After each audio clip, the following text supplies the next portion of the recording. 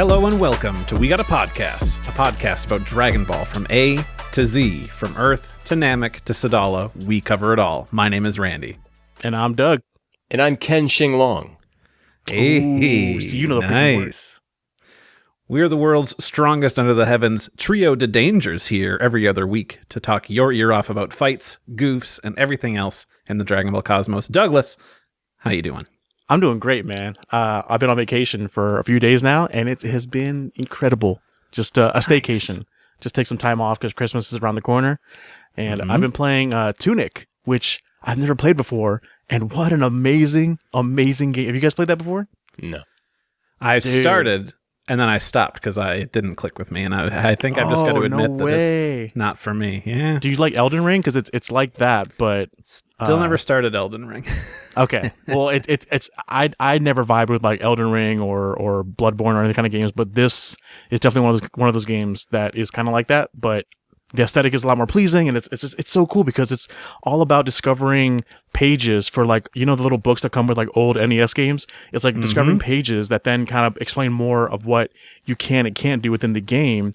And it's just, I'm loving it. It's awesome. I feel like we'd go off into a crazy tangent with this, but I'm very curious as to how like Elden Ring Tunic is. Oh, just the aspect of like you go into like a bonfire to regain your health back, but then it also respawns all the enemies in the map. Oh, okay. And the game is all about retreading places and discovering new things from familiar areas, and just like going back to the bonfire, respawning enemies, and just going on and on. It's I can't recommend it enough. It's a fantastic. I haven't even beaten it yet, but it's fantastic. Nice. Ken, what's new with you? So a couple things. I am also kind of technically on vacation right now, and I have set a goal for myself this Christmas break to play the rest of and finish Final Fantasy VII, the original. Oh, yes. And so to help facilitate that, I have purchased the 8-bit DOE controller adapter so that I can use a DualSense, and I don't have to use this broken PS2 controller I have back over here because I'll be playing on the original hardware. Well, PS2, but PS2, yeah. But beyond that, I've been watching this hot show. Everyone's crazy about it. It's called Sorcery Fight. I'm about 17 episodes in. Jujutsu Kaisen. Right. Out there. You even told that to me like last week, and that still went over my head. Like, what? I'm 17 episodes in, so I just started the sister school fighting thing. Yeah. No one told me exams. No one told me Kiryu was in this show. He's a Tokyo principal. Panda is not a panda. Yeah, incredible. Yeah, it's a great show. Yeah, so. I got to get into season 2. I watched all of season 1, and now I got to continue because it was good. I got into a bit of season 2. Like, they recommended watching the first arc of season 2 and then watching the movie. I think it's called Zero. Mm-hmm. And then continuing. But yeah, I got to watch Zero. But yeah, it's a pretty dang good anime. I want to watch more anime on my vacation. I know the whole shtick behind Zero, and so as I'm going through these sister school fight episodes and they keep referencing this other guy, I'm like, okay, I know that's all stuff the Zero movie has got to cover. Oh. So, well, Randy, when I get up on season 2 of Sorcery Fight, I'll let you know. We can sync up and then start We Got a Sorcery Fight, the Sorcery Fight season 2 podcast. No, we're not doing that. That rolls off the tongue so well. Yeah. We Got a Sorcery Fight. No one knows what the hell we're talking about. Why Sorcery Fight? Just because that's literally what Sorcery Fight. What it translates into? Jujutsu Kaisen? Roughly, yeah. Okay. We're already doing too much podcast, Ken. I can't do it anymore. Yeah, no. We're gonna just whittle down to just this for a while. I don't know how much time you have to do all these things too. Randy, how have you been? What have you been up to? Well, I've been playing a game as well. I finished Alan Wake 2 a few days ago. That was an experience. Yeah, mind-bending. Could I jump into Alan Wake 2, or do I have to play 1, Control, and watch Ava 3.111? Yeah, rewatch those for sure. Yeah, the Ava movies play heavy in Act 3. It's wild. That's a good question. So I played things in all sorts of orders. I think I played Quantum Break first, which does not have anything to do with this, but it does reference Alan Wake and a whole bunch of other stuff in that. And then I played Control, and then I played Alan Wake 1. Now I played Alan Wake 2. Wow. There's a pretty good, like Sam Lake, the director, put up a video when 2 came out of like the story so far. So you could just go and do that. Oh, okay. Good. And there's, some stuff from like the organization in Control that's in Alan Wake 2, but like nothing you really need. That seems like an investment. I think it would be my whole vacation just to go through all that if I wanted to. Then I don't want to. I want to play multiple games on my vacation just to kind of go through a catalog. Well, but Alan Wake 2 is pretty short, and that it was only like 18 hours versus, some things that are like 60. So yeah, that's not too bad. Yeah, but it was good. The only problem is that I just played it now and I finished it. And they're like, well, the game came out in October, but like a week ago, they put out New Game Plus DLC, which gives you a new ending. And I'm like, I just finished and I don't want to, like, I get it if I'd taken 2 months. I'm like, oh yeah, I'm going to jump back in. I'm going to see what's all different. But I'm just like, I just finished it. Have either of you, the refraction time. Have either of you guys watched Twin Peaks? No. I need to, and I know that's a heavy influence. Yes, yeah. Ooh, dang! I drew all that. I think, just as a quick aside, I think Twin Peaks season 3, which was the revival season they did, I think is the finest season of television I have seen in my life. Oh my god! Whoa! I trust that as a fellow Breaking Bad enthusiast. I heavily go by your recommendations, Ken. So I gotta get on that. Speaking of the greatest season of television ever created, we are continuing talking about Dragon Ball GT, guys. Wow, what a segue. I know, right? All your morals out the window. I really had to stretch my feelings to say that out loud. Just kidding. So we're doing Dragon Ball GT. If this is your first time jumping in, you're like, well, what's happened? What happens in the show? Don't worry. We got you covered here in our retrospective of auspiciosity with a nice little recap. So, it has been quite the year in the Dragon world after saving the universe from Baby. Son Goku has ensured peace on Earth once again by engaging the machine mutant Super 17 in a maddened melee and sending Hell's hordes back where they belong. In the aftermath, Goku and company gather the Dragon Balls to return everything to normal, but the balls crack and a new dragon with an oppressive evil aura emerges. So, right now we're going to be covering episodes 48 to 51 of Dragon Ball GT, and these aired from June 11th, 1997 to July 2nd, 1997. Now, I already kind of said a little bit of how I feel, but I'm interested in what you guys felt about these chunk of episodes. You were serious about the greatest season of television of all time? I might have been stretching a little bit.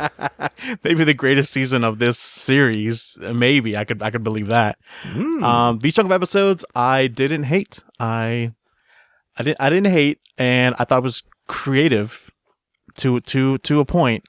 And if it wasn't for the whole episodic feel of it, where it's just like Monster of the Week, I think I would enjoy it a little more. But yeah, I'm not mad at these episodes.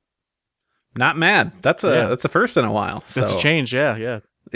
Ken, what are your thoughts? It's interesting. I don't think it's as good as Baby or hits any of those highs, at least of these 4 episodes. It's definitely better than Super 17 at first glance. I don't like the Monster of the Week episodic nature of it, right? That's a big thing of why I don't like Dragon Ball Super, the anime, because that's how that show feels. And I do like, however, how much it feels like original Dragon Ball. Mm-hmm. And just that it's whimsical. They're meeting, like, the whole thing where they meet the fishing village is just weird. Then the old couple in that city where the electric slime's going on. Yeah. It feels very courageous to just be like, whatever, and go from point A to point B and not be bogged down by... There is an overarching plot, but not necessarily having to tie each episode to the next one. A lot of it feels like these are recycled ideas that they would have done if they were still in space. That's how, like, whimsical...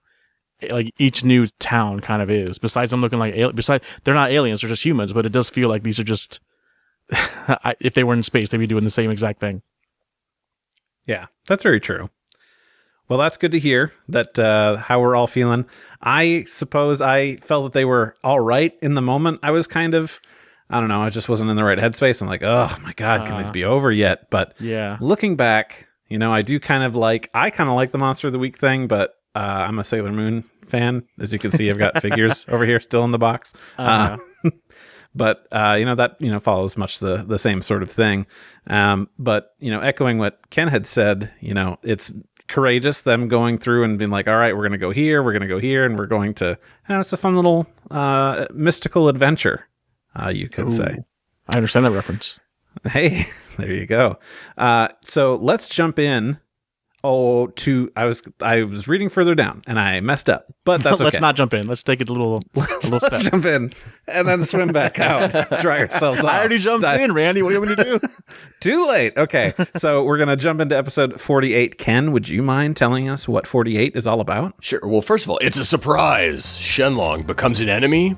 A new mysterious dragon has come from the Dragon Balls, and this time, he's evil. The new vulgar Shenlong reveals that he has plans to take over the world, while Goku and company learn that the corruption is all Bulma's fault. Bulma, in turn, blames Goku for the misuse of the Dragon Balls over the years, leading to the happy-go-lucky Saiyan to agree and set off on a mission to travel the world and defeat the new evil dragons one by one. It's not long before his first foe presents himself, Liang Xinglong, the 2-star dragon. All right. I didn't even have to. I remembered the Chinese name. Did you I really? didn't even have to look at it. It's not in the doc. It's not in the doc. I am not going to get any of these. I'm going to tell you right now. I'm going to name by the ball numbers, and I don't even know that. That's how. So it doesn't matter to me. You'll know by the end of this stretch of episodes. This stretch of We Got a Podcast episodes. Yeah. As we go through this arc, you will know all 7 dragons. So help me God, you will If know you all say 7 so. dragons. Let me just I'm say, hoping so. from the beginning, this episode it does exposition. I don't know if it does exposition really well, but I love the exposition, like what's going on and how everything is explained. And this sounds like a cool idea that they came up with, just having the dragons all be evil and coming from wishes, and how Kaioshin warned us about all this. I thought it was really well done. This is what we needed with Super 17. Was this Yeah. chance to let everything just breathe, let Yeah. the characters talk, figure it out, blame each other, blame Dende Yeah. for the 3-wish thing. I didn't catch that, but that's funny. Lore I didn't like that they dumps. I love blame them. Bulma, though. That's like, it's not her. Like when they pointed to Dende for like it being his fault because he created the balls, I'm like, yeah, it's more his fault than anything. Not his, but God's in general, the Namekians. But I don't know. It is in character for Bulma, then like kind of turning it on Goku. Like, it's not my fault, it's his fault. But at the same time, like it's no one's fault. I feel like She just wanted strawberries. just wanted strawberries. Ichigo. I wanted to point out there's something, and maybe you could, with you guys having watched it, could fill me in here, because I didn't follow the logic here. When Shenlong comes out, like the first person to say anything is Pan, who asks if this Shenlong, like, because it's not something that she's ever seen. But then she immediately she knows exactly what he's supposed to say. Hey, you should say the thing you always say. Why aren't you saying the thing you always say? How do you know that, Pan? You don't know that. Right. You're saying that as if you've been around. You haven't. This is their first time seeing any Shenron. Right? So I caught on to this too, but I think this is easily explained away, where she can be told what Shenlong says.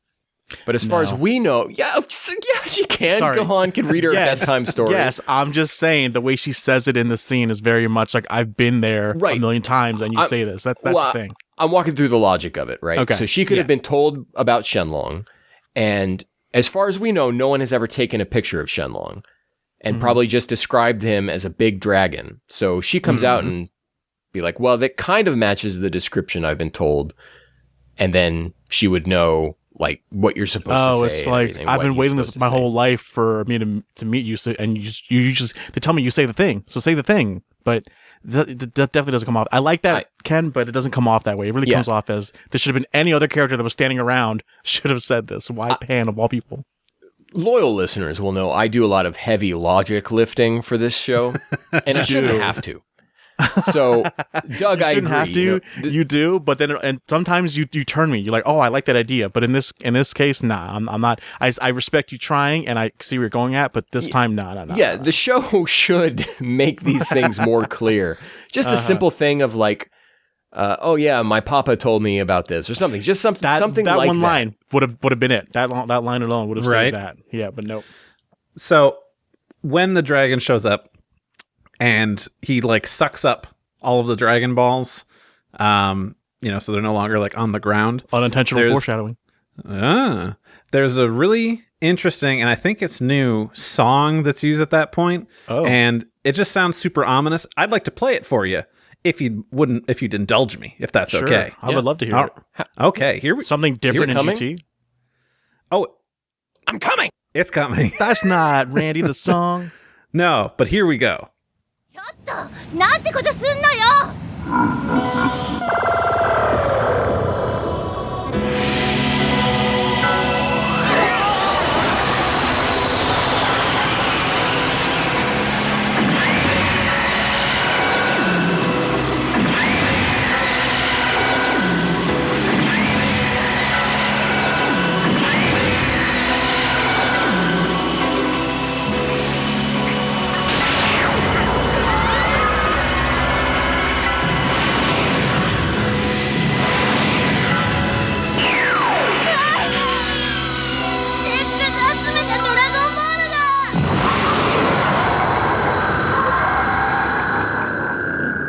And I just think that tune is kind of neat. I don't know if we've ever heard that. Hard shit. That was good. That's like they knew what they were doing with that. Beautiful scene. Yeah. It is good. It's very good. This episode just feels so uncharacteristically like well thought out. Like it doesn't feel like we're watching GT anymore. It feels like we're watching something that someone thought to make instead of just on the fly. Anytime Kaio shows up, I'm like, how does this affect you at all? You've got your own business going on. Like, because he shows up for like just a second. He's like, oh, guys, I wanted to. And then like Elder Kaioshin. It's almost a bait and switch. Like, oh, no, it's even bigger than that. It's Kaioshin. It's like, no, you guys, I told you got them fucking up. Right. And here's the thing. Like, I know that they're all-knowing gods, so they'll know things. But I don't know, for like stuff that's like Dragon Balls and Dragon Ball lore, I feel like it would just be better if this was coming from like a Namekian, Yeah, why didn't Dende know about this whole negative energy thing either? Like, if Kaioshin knew, it would beg to say that the Namekians knew at least, but I don't know. So, also, I'm sorry, go ahead, Ken. The Black Smoke Dragon says when he comes out, he says, I won't be you humans' lapdog any longer. I was just going to say that. But then Kaio comes out and says, no, he's not Shenlong. Which makes me think, like, has this evil Shenron been around before? He has. Popo tells us that. Not non-Toy Bulls AF? Well, Popo says that he's heard of minus energy before, and there was another planet. On another planet, yeah. And that planet was destroyed, and then all of the cosmos around that planet was wiped out. What planet? How long ago? Yep. Like, I thought Kami coming to Earth was a very like one-time like thing kind of thing. Like, it doesn't happen often where they send babies somewhere else, but they send another Namekian baby somewhere to another planet, like a whole Broly effect. But so, Doug, in this manga called Dragon Ball Super. Oh no, are you kidding me? Planet Cereal. Damn you. There is a Namekian on Planet Cereal who has his own Dragon Balls that he has made. That okay. So what I found interesting about this is that it means there are more Dragon Balls out there in the universe, or there were. How Popo knows about it is beyond me, because like you said, Kami did not know he was Namekian, so he would not have known about this story. He probably just puts two and two together, like he heard that another planet, like cosmos, got destroyed from, I don't know, Dragon Ball energy. I don't know. It's too much to think about. It is. There's also one other thing that Kaioshin brings up and says that Earth is now completely closed off from the rest of the outer realm. Like, but then how are you talking if it's closed off, you know? Well, I think he means that the stuff with Super 17, right? How Enma couldn't just send Goku back because there was a cracked Dragon Ball Joji Yanami manifested on Earth. I like that you're always upset about Joji Yanami. It's as if there isn't a narrator. My very first note when I was watching this was in the prologue narration, the recap narration. Joji Yanami's over here surprised that the Dragon Balls are cracked. Like, dude, you've been setting this up. You personally have been setting this up for episodes now. Of course. He's the only one talking about it. He knows, not the narrator. Joji Yanami personally showed up in the booth to be like, guys, stuff's going bad. Take a look at that cracked Dragon Ball. I'll come back later. Bye. Act like this isn't the first time you've heard this. And he's like, this is my first time hearing this. I really thought that the Black Smoke Dragon was awesome. And Yeah. I sure hope we get to see him again. I don't think we do. Well, I know that's you're saying that because you know. And you're just No, we don't. We don't. He's here. He has a cool moment, and we'll never see him again. Yeah, he busts out that cigar. Man, I what felt a cool guy. He is. I felt like Bulma being offended by being cast as responsible was immature for who she is now and her age. But maybe I'm wrong. Bulma's always been immature, even if you get older, she's still got. Especially if like gods are like pointing at you like this is your fault, which is so unfair because they were like, you invented the radar and like you caused all this. I'm like, didn't the Red Ribbon also invent? Like it wasn't because of Bulma that the Red Ribbon. Yeah, but they never made a wish. I guess they didn't, but I mean the balls would have been found either way. It was not all just Bulma's fault.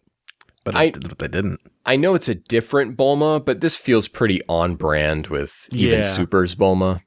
Like, I buy it. Yeah, I suppose. That makes sense. I was just mad they were picking on her. I'm like, dang, it's not. I mean, she didn't. In hindsight, but it's no one's fault. You found the balls. Yeah, it's great exposition, but how wild would it have been if she's like, you know what? Yeah, I mean, Goku a little bit too. We should fix this, and then her and Goku go off. Yeah, they could have done all that and like still kept her mature, but then Goku, it would have been the same end result would have been the same, where like Goku goes off to like fix this problem because he's also partially responsible, quote unquote, in a way. But you were saying like they should both go off. After watching these 3 episodes, I'm like, man, how cool would it have been if all the characters went along on this journey and each character had their moment to like confront their dragon or whatever, you know what I mean? And like, so let me introduce you to a manga. Doug, oh my God called dang it. Young Gigi's Dragon Ball AF. There's always something out there. I can't handle this. You can't escape it, Doug. No. Young Gigi's introduced me to this manga so many times. Young Gigi's Dragon Ball AF, which is kind of a travesty of a series, does the evil dragons again, and does it, Doug, the exact same way, where everyone matches up against a separate dragon. Cool. Yeah, I stopped reading with Goten. I was like, this is not good. And I was gonna say that idea that I said, and then I guess Young Gigi also thought of, is a good idea. But how to execute that, I don't know how. I don't have an answer for you on how to do that well. And apparently neither did he. But that would be a fun idea. So you guys are positing the idea of Goku and Bulma going back out, but I think I would much rather have seen Goku and Bra go out. Oh, because she's a nothing character. I was going to say she's a nothing about character. Her. So this would be a great point to have her develop with Goku, find out who she is, what she's about. I don't know. I think you need an established character to go on this journey. But if it's already Goku time, yeah. Well, no, it's Pan is heavily in these episodes as the. I don't know, as the main character, I guess, it's which I still don't like, but she's there with Trunks removed. Right. I mean, how would you have felt if Goku had accepted Gohan's offer to go with him? Father and son. I mean, how often do they get to go do stuff like this together? Just as long as he got to change clothes, yeah. If he didn't go in his cardigan. I was sitting over here thinking like, oh, I'm going to jump in and do a Doug impression, but then you already did it. I did it. What was the impression? Just complaining about his jacket.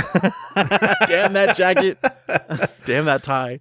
We spend too much time together, guys. We know how each other's brains work, and that's frankly scary.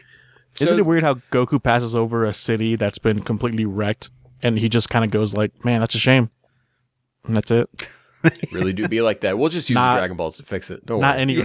Not any urgency or anything. It just kind of like, it was cool how the dragons split up and like went into different parts of the world and like elemental lightning and ice and earth. And that was really cool to look at. I love that. We're introduced to the idea of minus energy, energy.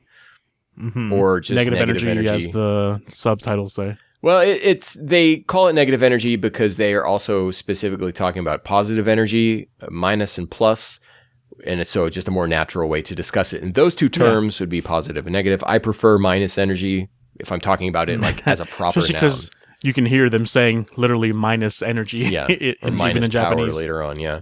Yeah. And the only way to purge these Dragon Balls of minus energy is to wait 100 years, which I believe is the span of time that Bulma references in the first chapter of Dragon Ball. Oh my god, it is. Mm-hmm. I wonder if they did the research or if they just pulled a random number out of there. And I wonder if we're stepping on a Zenpai question. Again, we're jumping into the meta here. It has been noted. I mean, in both scenarios, they could have both just been a vague time that someone pulled out of their ass of like, it's been 100 years. Instead of just saying it's been a long time, they just, for both scenarios, they could have just said that, you know? Oh, yeah. I feel like there's some times where they do just kind of go with whatever has happened and been established in the past. Mm-hmm. But sometimes they surprise us, and they're keeping with I definitely think half the established time things. it's just a coincidence that they just managed to. I'm giving them the benefit of the doubt. You here. are. You really are. I'm not. They say that Kaioshin says, Elder Kaioshin, I believe, says, within 30 years, you guys use the Dragon Balls like crazy or something like that. Mm-hmm. Being the timeline nerd that I am. Oh, you had to look. 30. I didn't even have to look, Doug. 30 years back from age 790, where we've established is where we're in now, would be age 760. Mm-hmm. And the Raditz touches down on Earth in age 761. Oh. So it's Dragon Ball begins in age 749. September, age 749 to be particular there. So it would be much more closer to, say, been used for 40 years. Mm. Wow. Time's different with Kaioshin. Well, as we age, we don't really want to count because it seems like, oh no, it is that far long ago, and now I'm old and dying and decrepit, and it's sad. Yeah, I wonder why they picked 30 though. Just kind of like that's what I'm saying. They just get these things right on coincidence sometimes, and just shows that in this instance they didn't by coincidence get it right. So I was glancing through the GT Perfect file, and there it says 50 years. So they kind of overestimated. Elder Kaioshin underestimated. Who knows? Who knows who's right? Can't trust Who anything. knows? I'm right. I was to say you're right. You did the math. In this, they show several different shots of wishes that have been made. Yeah. Goku being wished back, the underwear thing, and then they also show Frieza in front of Shenlong. That image you Yes. thought was just an image from the Perfect Files. Right. So that happened.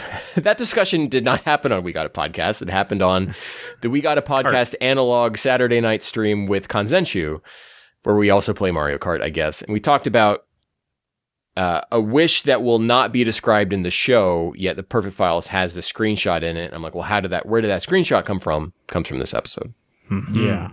We will get to that later. We will. I was looking for like the shot of, because they show Piccolo Daimao with the dragon, and I remember seeing that shot online. I'm like, and for like an AMV I was making, I needed a more updated shot of Piccolo Daimao with the dragon. I'm like, oh, it exists because there's this image. I got to find where this where the clip is so I can see this emotion, just to find out that it's from GT and it's just a still shot.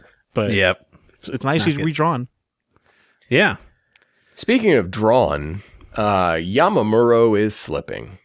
And I don't know if it's Yamamuro correcting over other artists who are just kind of like half awake, or if it's really on him here. But there are some pretty ugly shots.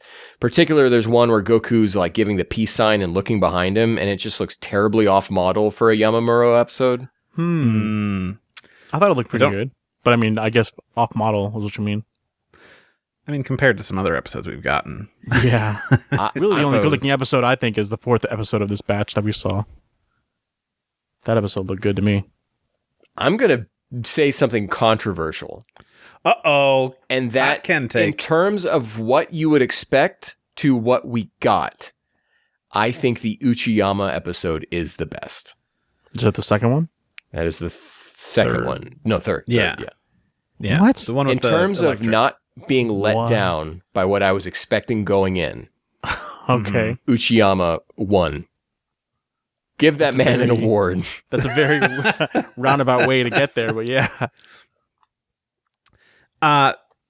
So we're talking now at this point where the dragon has showed up. They've run into him. Is that where? Not yet. I've still got more stuff to cover here. So the main threat here, Randy, of this arc is that this evil minus energy is now surrounding Earth, and it has separated Earth from the other realms. Why does that matter? So that way they can't send They can't send Enmadio down. Okay. Kaioshin can't show up and Kai people out. Yeah. You know? You have to do this battle on your home turf. Although once they start dispelling some of the minus energy, does that mean part of Earth is... Oh, anyways, doesn't matter. Oh, that's why they can then summon the Grand Spirit Bomb at the end. Now I like that idea. I mean, maybe they even directly address that. I don't know, but maybe I would like if they didn't. I mean, that's kind of the whole point. Is like, oh, now that the Earth is back part of the universe, we can ask for everyone's help to defeat it. I like that. I like that now. This GT is great now.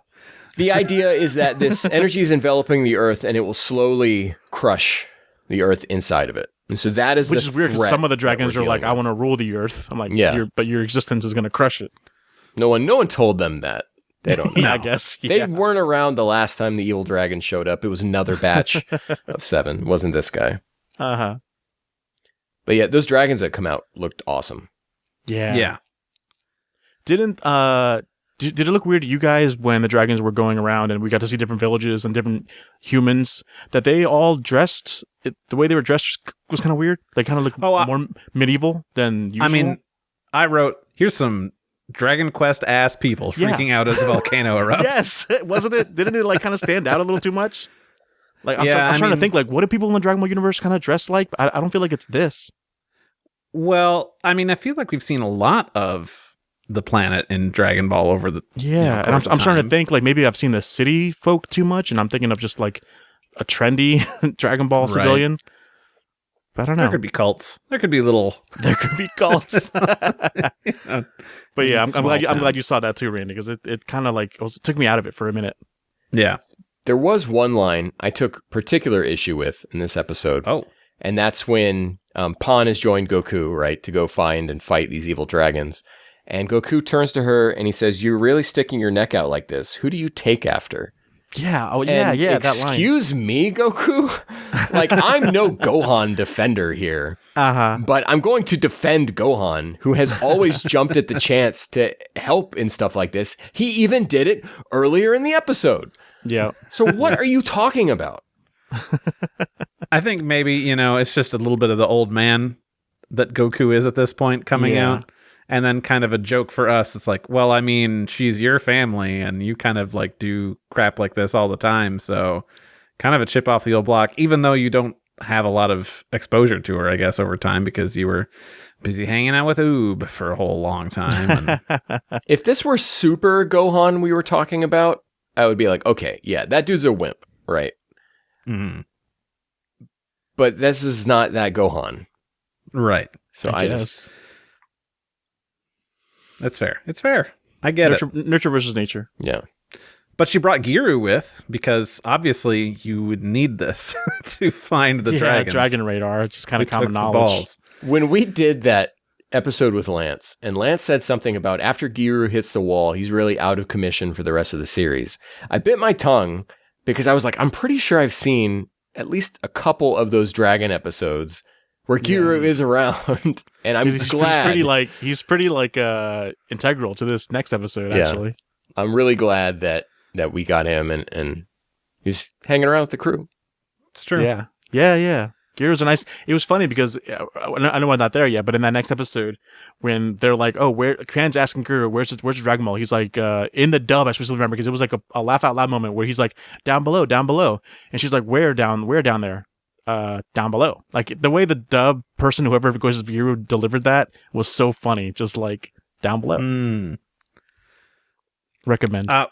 When they run into this like pollution dragon, I'm not sure if it's the same voice actor or anything, but I was getting big Zunima vibes. You remember the? I believe the actor's name is something like Chaifurin. Oh, and I think that is Zunama. Okay. Because I definitely heard the Jen from The one who this character reminds me of, the other dragon, not dragon that I confuse him with. Yeah, earlier in GT. I feel like we're just doing that like episode. It's like that's when it sticks on your head. Oh, there's a formula to this that I didn't realize until you pointed out like this. Now we're doing the oolong thing again for the third time. Except for he's not taking wives. He's just like, hey, let's see that lake over there. I did that, but we can get to that with the next one. But my last note, and this was very indicative of the headspace I was in, is that when they meet him and they're talking to him, Goku says, I can't get excited over this guy. And I wrote, you and me both, brother. He's like, how am I going to get Waku Waku to this? Right. Anything else you guys want to say about 48? I might have jumped to the end too soon. So Ken, if you have more. I'm ready to jump into the hot new segment everyone's talking about. Oh, we got a hot new segment? Who's that dragon? Yeah. Welcome to Who's That Dragon, where we're going to be covering the new dragons introduced in Dragon Ball GT as they show up, and just a couple interesting facts about them.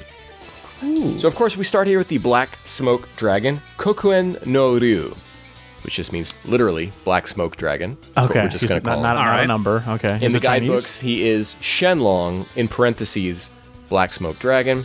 Don't latch onto that too quickly because Purunga is Shenlong, parentheses, Purunga. So that's just how it goes. Oh, wow. Isn't Shenlong itself a Chinese derived name? Or is that, am I mistaken? Yes. Yeah. Literally just Divine Dragon. Gotcha. So he is also summoned in the Dragon Ball Heroes Victory Mission manga. Oh, yeah. By Dr. Otto. And I really don't know how the world in Victory Mission works, because he's summoned, but it's in the game, but everyone's like worried about it in the real world, but are they... I don't understand. I don't know. I don't get it. I'm not sure how that all works together. I remember seeing a snapshot of that or something. Yeah, I haven't gotten that far in my slow, trudging translation read-through. It's another manga you can introduce me to, Ken. He also rebirths all the dragons, and I don't know. It happens.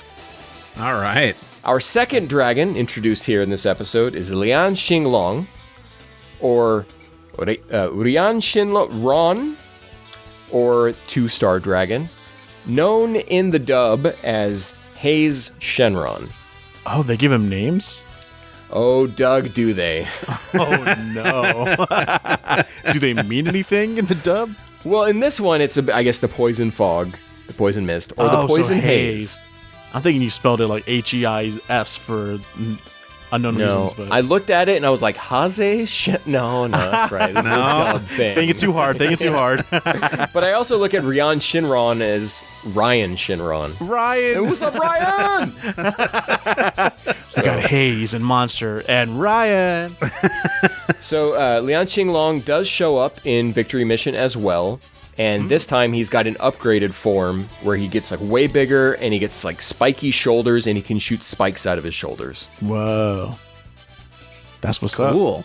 This is the green dragon we're talking about, right? The green one, yes. We see. Okay. Yeah. So we'll return to this segment when we start introducing more dragons. Later this episode. All right. So we're going to jump into episode 49. The strongest enemy? The fearsome dragon who uses dirty tricks.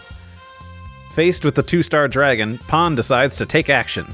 The young Saiyan doles out blow after blow, easily gaining the upper hand, though as the fight goes on, that's the sentence I wanted to say, it seems the two-star dragon is becoming stronger and stronger, able to withstand the onslaught without issue. This is all a dirty trick, though.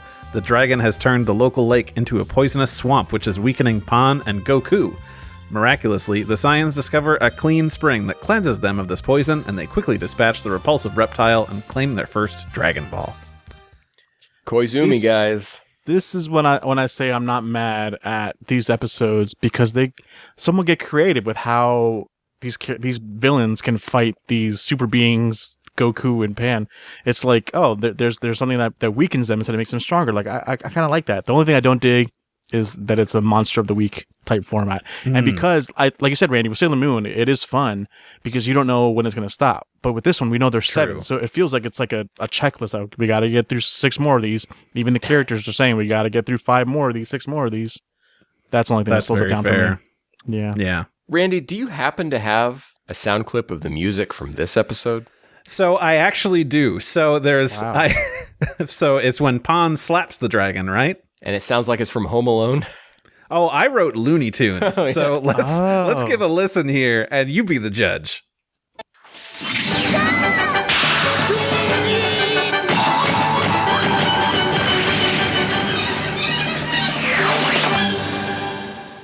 Guys, that's from One Piece. That's when Luffy goes Gear 5. Listeners, we did not plan this.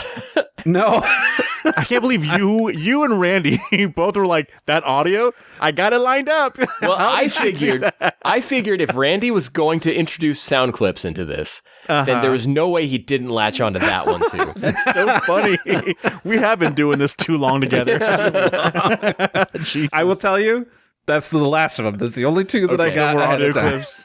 No. So you're SOL if you wanted more. I'm Randy, sorry. there's this audio clip. I got you, boo. Click. I'm coming. Perfect. So Randy, Doug, Looney Tunes or Home Alone? Which should that sound like? Looney Tunes. Home Alone doesn't boing boing boing. When is that in Home Alone? It sounds like Well, John it's the Williams-esque.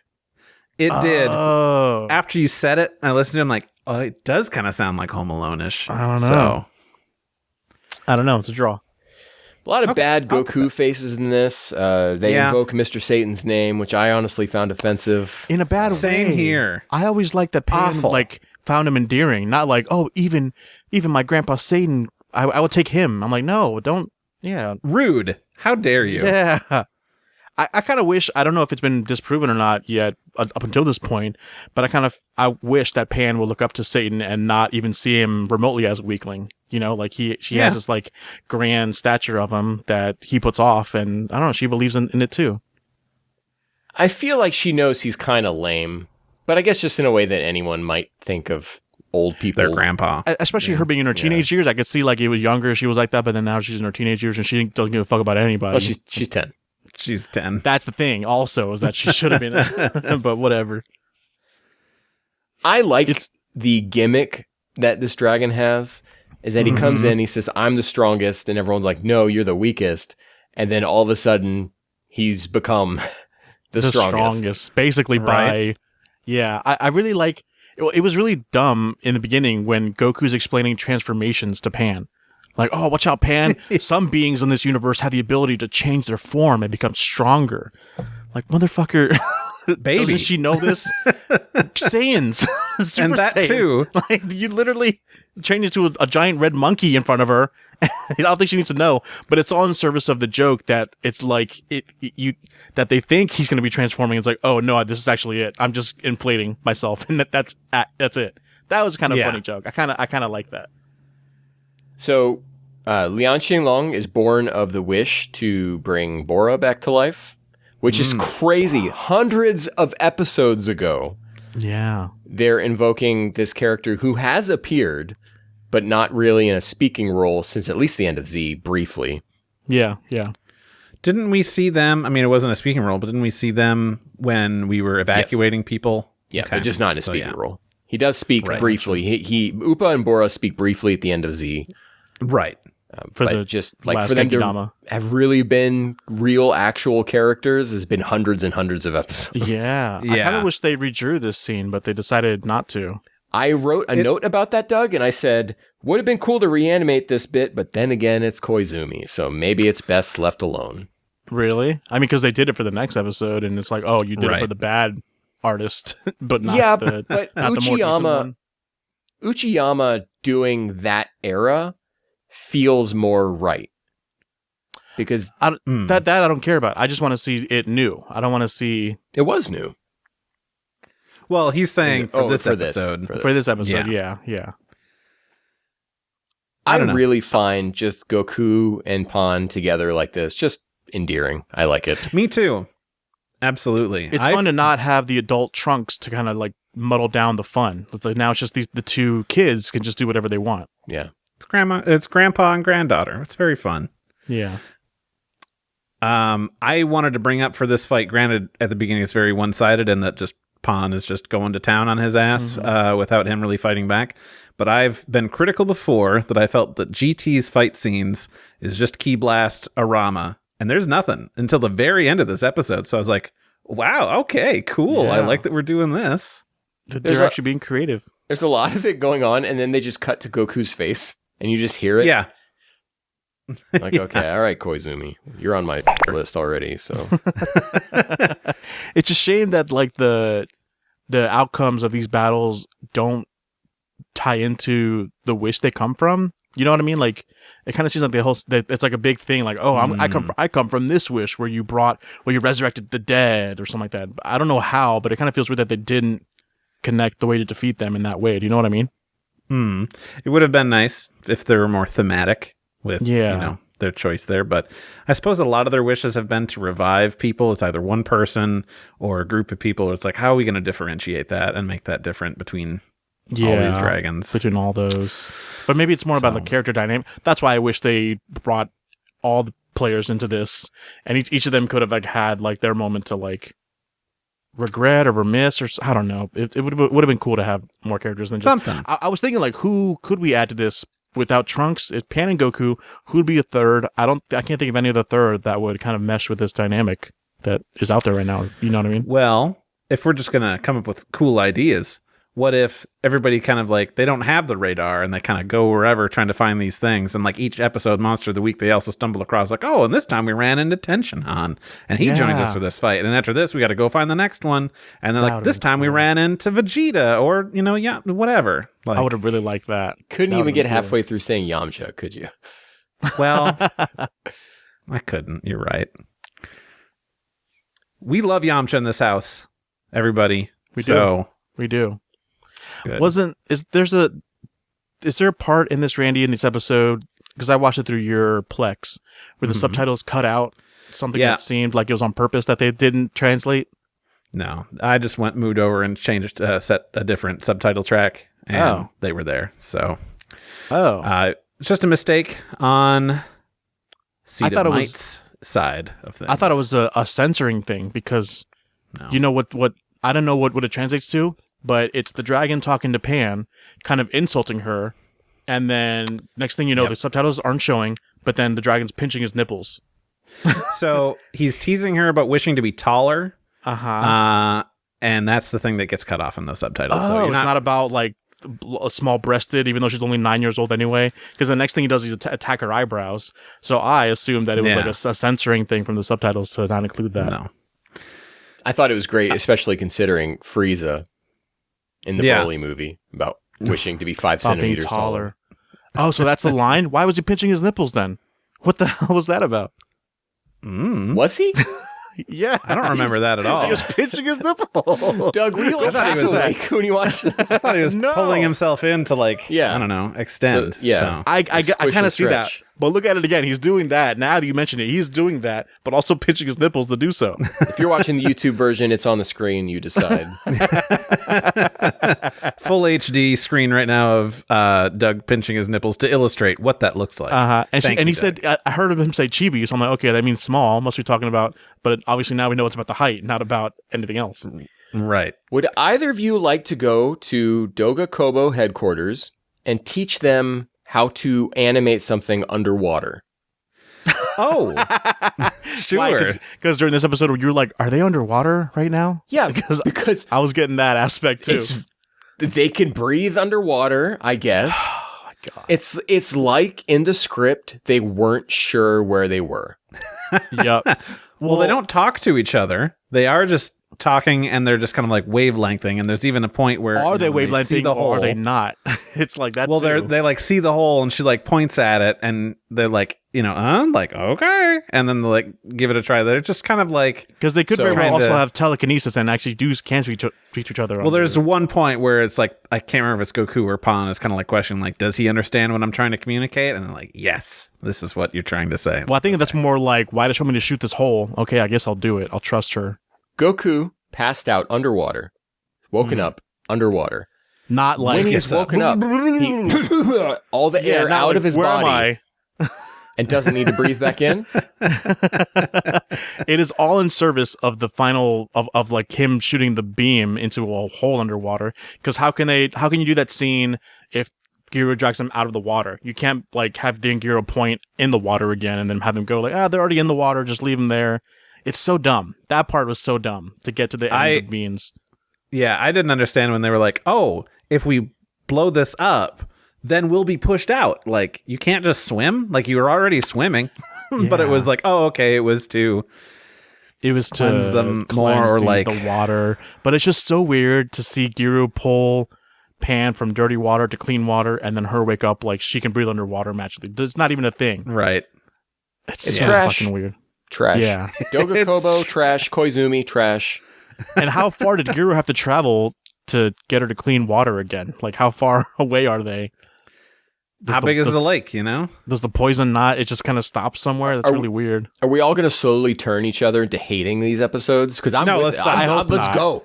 I'm trying to find a reason. Maybe the water wasn't just regular water, because the water that they were in was negative energy water. This was minus water. This was plus water, where they could breathe under it, like fucking Aquaman and shit. And so that's why they. Let's talk about something cool. So they get out of there. And they're like, okay. And okay, this water has now cleansed us. You know, we took a little bath. Now we're like not infested by this poison or whatever. So now we can beat him up. And I really like a grandpa-granddaughter blast. It's not like a father-son Kamehameha, because it would be weird for something that happens later on. But, you know, they both... No, that's why it is weird later on, because this is 100% a Kamehameha. Well, her hands are not entirely in that... they're not. Position. Hey, so speaking of Kamehameha, real quick, we have seen Pon do one before in GT, right? I feel like we have, right? Yeah. I think I even made this like thing back then, like, because she makes a big deal out of it. I was foreshadowing to this episode coming up afterwards, where like she makes it a big deal. That's her first time, but she does it here. Yeah, she does do it before, right? I can't pinpoint where it was, but I'm pretty sure. Yeah. Yeah, I feel like she has. And if this ends up being a Senpai question, we've talked about it, so sorry. Sorry, Senpai. Sorry about that. Anyway, they took out that dragon, and then his body disintegrates, leaving the ball, and it's cleansed. It's no longer cracked. The minus energy is gone. The lake goes back to normal. The sky is no longer Aurora Borealis-y. So how impenetrable are these Dragon Balls? I can actually tell you right now, Doug, because that is in the guidebooks. So I don't have it here exactly. I'm not going to try to like pull it up, but you can penetrate them. They're not impenetrable. But they are hard orbs. But you can't penetrate them because Goku wears it as a necklace. Yeah, that's right. does. For like against Tao Popeyes Dorompa, right in there. But then like in beginning of Z, Vegeta yells at Nappa for like destroying the city. Like, what if the Dragon Ball was here? You could have destroyed it. I mean, that's just an assumption. They don't know how strong it is, but it just keeps like going. Like, they just blew this creature with a Kamehameha, but the ball is fine. Like, how strong is this ball if it can defeat a creature like that? Well, Kuririn was gonna punch a Namek Dragon Ball into dust. So yeah, he was. Would he have broken his hand? That would have been his second death. He dies from punching a ball too hard. Yeah. Wow, that would be disappointing. Ken is in a hardcore research mode. He's going to pull it up. I'm trying to, but a certain Kanzenshuu.com is not loading, so... no. Someone didn't pay the bills. It's not going to have an answer for you that we're going to like. It's just going to say, yeah, it's strong. Well, it is, because I wrote it up myself straight from the guidebook, so... Oh, well. Oh, you're in the wiki then. Okay. I'll put a screenshot up to it here. Sorry, Spotify listeners. Now I understand. Now I love GT again. Cool. Yeah. It's fixed everything for me. Anything else you guys want to say about this episode? No. We only have one Koizumi episode left. Good. Who's that? The animator for this one. Oh, okay. I don't know Japanese names. That's why I'm always like, yeah, okay, great, whatever you guys say. The Dragon Ball as a series always it never relishes in killing someone, but this episode really like hams up the music, like, yeah, let's go, we're doing it, as they're blasting the dragon away. It's just like, you guys are missing the point of this series completely. Like, murder's cool now. We're ending a life. Yeah. Yeah. They're evil, so it's okay. They're exercising the balls. We all know they return to the dragon realm. Right. They're fine. Right. They want to be back there. Exactly. It's their home. My God. They got Nintendo back there. They want to go play games. Oh, we'll talk about the Ken- Dragon Realm here soon. Don't worry. Do we have to? Oh, No. God. Before we do that, Ken, you got to start us off with episode 50. Saya Power bested the electrical beast, Ryu Wuxing Long, the 5-star dragon. En route to the next Dragon Ball, Pan and Goku stop in a deserted city to find some refreshments before another evil dragon ambushes them and once again claims to be the strongest of the whole group. The dragon absorbs the electricity of the city and grows to mammoth size, pushing Pan and Goku to the brink of defeat before a rainstorm rolls in, shorting out the dragon and earning Goku and Pan their second Dragon Ball. Talk about an ass pull. I liked it, but Yeah. that's just me. It got me to legitimately think, how are they going to get out of this one? Me too, dude. Right. Yes, I was thinking the same exact thing. Like, oh, this is the first time I actually feel tension, and like not tension, and like, oh my God, how like I'd be scared for the group too if I don't know how this is gonna end. How would they come across this solution? I would like it if every time they fight one of these dragons, like, oh, we can't beat it, and then Giru shows up and does something. Shoots a little missile at it. Yeah. For the next 6 dragons, it's like, oh, He's Giru the saved the hero. day. He's got an anti-dragon beam in his stomach and he shoots it off. GT is now Giru time. Gear time, baby.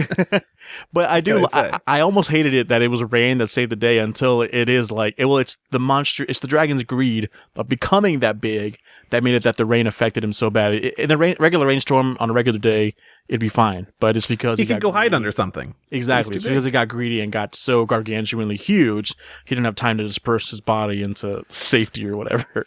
Right. So, elephant in the room, this is an Uchiyama episode. This is the Uchiyama episode that I'm praising here for not being a disappointment and just being about what you would expect. When you expect a turd and you get a turd, Yeah. you're fine with it? Okay. The opening shot of this episode, I believe it's the opening shot, is Pan looking through a Dragon Ball as the light shines through and like goes through onto her face. And I thought that was a really cool shot, at least at the storyboarding level, which may not have been from Last House. So, they can't take credit for that. Right. But I like stuff like that. It's inventive it way to wasn't show stuff. an appalling looking episode. Yeah. It was fine. I We agree had- with your assumption of it's not disappointing, knowing what it is. We had Videl and Chi-Chi and everybody back home just having some tea, being like, I hope things are going okay. Yeah, I feel like And- they could have chewed on that a little more. Yeah. That scene is what we needed all throughout the time when they were searching for Yes. the Dragon Balls. Yeah, Yes. in space. Yeah, but we But don't it's really just get one- that. Yeah, it's just one thing here, and Videl just kind of like upset that Pan keeps Yeah, running off. they're gonna like, oh yeah, shouldn't the parents be upset? Like concerned? Oh, okay, here's the scene, I guess, and then that's it. I wish there was a little more like character growth. Like maybe Chi-Chi would have said something a little more about maybe like to Videl, like character growth in her. Like she trusts Goku so much. Like don't have anything to worry about. She's with Goku. Like and so I know 100% Yeah. will be fine. Nothing. But They it's don't have just a like, conversation. No, it's just like Goku. We trust you now more than ever. Okay, just run of the mill line to give Chi-Chi Yeah. to say, and that's it. And then we move on. They're just saying things at the window they're looking out of while Yeah. drinking tea. Yeah. Let me give you guys a question here. I'll ask you guys a question. Yeah. Are you guys thirsty for some blue lemon? Some blue lemon. That doesn't sound you know, appetizing. I could probably go for some, even though I'm Yeah. not a big fan of lemon. That's I like juice. what's on the vending machine is blue lemon lemonade. It's not a sex thing. I don't know. You tell me. Hey, let me teach you. Lululemon. Let me ask you a question. Okay, no, I'm just kidding.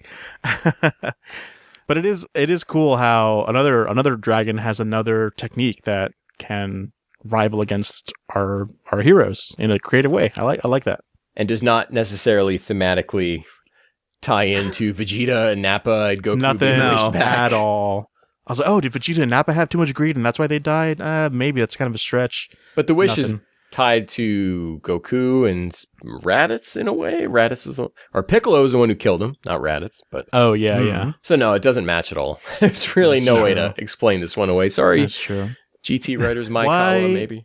Why was the whole town evacuated? They didn't have electricity. I feel like more people would have stuck around, like the old couple. I feel like they would have roughed it out. Like, no, we didn't. We can live without electricity. We'll just build a fire, kind of thing. We're not like those young kids. We can read books. Yeah, I feel like more people would be stubborn and stay than leave. That's a quick evacuation. Right? Yeah. Oh yeah. How long has it like a been day since or these two? dragons? It's. I guess we never see them like camp or anything, so we don't know if it's been a sunset yet. Could also be the same afternoon. She's thirsty for juice, and they didn't go any like that. That's a day thirst. You fly somewhere where there's juice within a day. We know they have just recently searched for all of these Dragon Balls, and Pan, a couple episodes ago, Pan was really upset when they all scattered around again and said like, oh no, not after like that long adventure we just went through to get these. So maybe a lot of time is passing, and we're just not, they're not doing a great job expressing it to us. Yeah. I kind of munched on those on that line too, like all the hard work. I'm like, no, going to space was hard work. Oh no, wait, let me take that back. Going around the Earth and looking for Dragon Balls would be hard work. I'm thinking about going downstairs to the fridge to get a drink, and I'm thinking that's hard work. So see, I'm just used to playing Kakarot, and I just select it from a menu, and then I'm over here by Korin's temple. Yep, the fast Karin's travel. temple. Sorry. Ooh. Yeah. Oof. Canceled. But no, it's Pan looking. She's getting thirsty. She doesn't want water. You think being in space would have like roughed her up a little bit to camp out and like, okay, drink water. But no, she's like, I don't want this disgusting lake water. Give me some juice. Yeah, her being like, I want juice felt just really like we took the character juvenile. and stepped back a little bit for the way that they've been trying to characterize her. Yeah. Right. Or give her any Had to growth whatsoever. Right. And if anything, like, it could have just been like, you know, the same old thing. Goku's hungry. He wants to stop and get some food. But I guess, weren't they stopped somewhere? Was he eating before they left when she was like checking out the Dragon Ball or whatever? Can't remember. No, he was just drinking the water. He he cooks fish in the next episode. Yeah. Because then Giru eats remember the thing. The metal pan. Yeah. Metal pan. Oh, sorry. Yes. There's a lot of branding on the episode. There's so much branding in this episode specifically. Well, you're Zenpai minded. You're like, I gotta read everything. I am, and I was pleasantly surprised at how well they kept the continuity of where they were. Really? In the city, from shot to shot, as the angle was changing of what building was behind them and where like Doragon Corp was supposed to be, or where Nande Corp was supposed to be. Zenpai. They had a layout. Those were, they laid the city out before they started animating it. So like, depending on where the shot is, stuff is where it is supposed to be. And for like the daring move of going and putting specific branding on all of these planets and all of these buildings and not just be like the generic West City architecture was really cool. Yeah. So old couple shows up. They're like, they explain that everybody's left. They have some juice that they give to Pan. Apologizes that it's not cold. Were you able to catch what it said on the side of it? I didn't catch it because I try not to be Zenpai pilled. So I didn't. Me neither. I didn't pause, but I believe it says bird, dragon, water. Oh, okay. Or Tori I'm, Uryu inspired. Mizu. Yeah. Okay. Wonder how that Interesting. tastes. Bird dragon water. Feathery. Yeah. Full of pulp. So then we get electric goop everywhere. And this dragon shows up and he's like, oh, I'm the strongest, of course. And then they kind of like pan out. I like And he's that actually all tiny. dragons show up and are just like, I'm the strongest. It's like, okay. Yep. And then he's real tiny. Yeah. And I like that. That's all good. Until he goops him. And they get, shocked. And then he gets all of that goop on him. And now he's a big old chonkster. Well, doesn't he first, he goops up Super Saiyan 4 Goku. And it has no effect on him. Not yet. That happens soon after. That's when he's big? Okay. So he's not big. Oh, that's he's right. piloting like a robot. Like a mecha. An Yeah. Ava of himself. He's his own mother. He's his own mother. Don't you Ava this to me, man. Come on. See, the soul catching net, Doug. No. How does it work?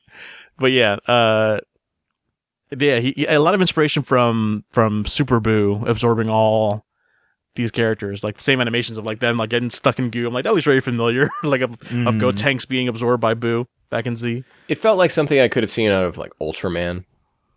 Oh yeah, Here, yeah, or Power Rangers. yeah, Right. yeah. I saw the Power Ranger inspiration too, especially when like he grew in size. I'm like, oh okay. Oh man, I was just thinking Power Rangers would have been at like in space at this point when this episode is coming out. Anyway, in Japan in 97, yeah. Yeah. No, in America. So, they do something really interesting with Pawn in this episode. I don't know if you guys noticed. She's been granted an aura change, kind of. Oh, I didn't in notice. which she's firing off key blasts Masenkos? that are colored. Yeah, she's firing off Masenkos that are colored like Makanko Sapo. Yeah, I saw that too. Interesting. Multiple That's when I like times. That's when I rewinded and like, why was that color? Let me see her hands again. And she does in fact do like a Masenko style hand attack. Huh. And it comes I out. didn't catch that. It comes out Makanko Sapo colored. Yeah, I'm like, why is this yellow with a purple border around it? Yeah. Cool. I thought you meant aura, like her charging up aura. No, I'm like, well, I I don't mean, recall her that. energy, But yeah. you're right. It's the key aura. I mean, they knew what was going to happen in Superhero, that Piccolo is training Pawn. It all fits. That gives you like who because Gohan or Piccolo could have trained her for her to learn that. But who? There is zero interaction between her and Piccolo, so it would have been Gohan. It's barely any Gohan interaction. I don't know if he would train her. And when they did talk, But- he was trying to kill her. But there's something in the in the next episode, our last episode of this batch, that really could make me like this. I don't know if you guys would catch on to it, but I'll explain when we get there. About Pan. Right. So Goku is like, all right, I'm just going to go all out straight to Super Saiyan 4, does a 10 times Kamehameha, and the big guy just bounces it off his tummy right back at him. And he's out of commission. Goku's back to Shouldn't base. 10 times Kamehameha be like a nuke? Like, I mean, the city is evacuated, so... yeah, but like only a small portion of the city gets destroyed from that bounce back of a 10 times Kamehameha.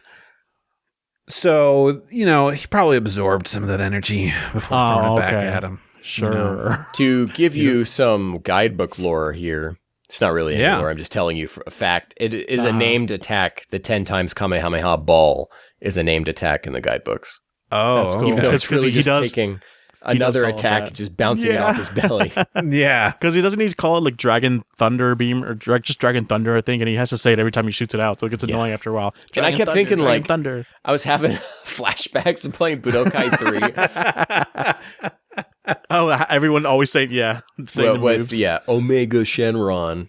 He does So Dragon every no move is stronger than the Final Flash is what this series is telling me, because the Final Flash will destroy the Earth, but nothing else that gets bounced back against the Earth Right. barely does any damage. Okay, Right. So That's why then it's he fine. trapped. Yeah. So then he traps them all in goo, and they're all resisting. I might have checked out a little bit here because then I said, "Oh, it's starting to rain." Was there anything else that happened between? that's when the these tension moments? for Ken and I kicks in. I'm like, whoa, like how are our heroes going to get out of this? Well, there's one thing we didn't address yet is Unit 1 holding Kaoru. Oh, right. Yeah, of course. And by that, I mean, there's the shot where Goku is grabbing Pan and they're trying to get away from the dragon. And it's just like the shots, it's just, there's no movement at all. And it's just him holding Pan. Actually, I think he's like straight up holding her cheeks. And they're just like not moving at all. There's no like action lines to show a sense of movement or anything. You just Oh, really? holding, yeah, you see on the screen right here. Wow. Interesting. Missed that. So yeah, it starts to rain. He starts to short out. He grew too big. He can't get out of the rain. He's basically finished himself. And they walk over and he's on the ground. Like, all right, cool. I guess we're He just going to accepts- yank this ball out of his body. Well, he accepts defeat. He's like, yeah, I'm done. I lost. Take this from me. Which I was like, cool. Until he does the typical cartoon villain thing, like, psych, last minute. Yeah, which amounts to nothing. You should have just ended it like that. Yeah, and then Goku just ends him with a huge blast. But then, hey, Giru comes out of the rubble. It's like, I'm still alive, guys. He was waiting there to save the day when they Again. really needed him. Yeah. I thought Gohan showed up for a minute before Goku turned, well, when Goku turned Super Saiyan 4, because Masako Nozawa changes her voice to like a more adult voice. So I'm like, oh, is that Gohan? Because first you hear the voice before you see him transform. I'm like, oh, is it Gohan? No, it's Goku just transformed. Okay. No. I don't really have anything else to say about that episode unless it's time for another new segment. Who's that dragon? All right. Today we've got Wu Xing Long. also known as U Shin Ron, the 5-star dragon, or Rage Rage Shenron. Rage. I don't know why they right. didn't go for like an obvious electric. Yeah. They missed the memo. Here. Spark Shenron. Now, our friend Rage Shenron here is also in Victory Mission, where he fights a Super Saiyan 4 Broly Whoa. in the Who's the hero? Evil Dragon Den, Wow. which is Victory Mission's equivalent of the Dragon Realm. It's like a lot of words here, man. Yeah, Victory Mission's a wild trip. It's the LSD of Dragon Ball. So, this guy who looks like Cell shows up, and he's working with Super Saiyan 4 Broly, and they are raiding the Dragon Den. Wow. Like a battle tower? Yeah, it is actually, yeah. It looks cool. Great. So, Randy, what Who's that happens in dragon? this, our final episode? Sure, episode 51, Ryu Shinron, or 6-star dragon. Find the weakness of the great water spout attack. Closing in on the next Dragon Ball, Goku and Pan stumble across a fishing village where, rather than farming the seas, the fishermen harvest sea creatures that rain from the sky. The town has been transformed thanks to the blessings of the princess, who bestows these falling fish to the town. She soon shows up and confronts Goku and Pan, the princess being not a princess, but an evil dragon. Thanks to the earnest help of a seagull, Pan spots the enemy's weakness and defeats the dastardly dangerous dragon, granting the third Dragon Ball to the traveling duo. Because they're not smart enough to figure out themselves. This fucking seagull has to show them how to defeat. That was great. I like that a lot. Yeah. I liked it too, but it just when you sound it out and you it shows how dumb the characters have to be. You guys ever seen the HBO show Watchmen? Yeah. No. There's a whole thing where squids fall from the sky in that show. Oh my god, it's yeah, just like this. That was the first thing I thought yeah, of. just like this. Yeah. Holy crap. I like how chill she is with it at first. Like, it falls, she's like, oh, okay. And then it pokes touches her cheek. And then she's like, no. From that moment, I was just very like sick of the card. It's just like the I'm a girl and this is disgusting. They play this joke so often and so much. Right, but they've played the antithesis to it in the Super 17 arc with her eating all that gross Mount Pow's food. Yeah, what the fuck?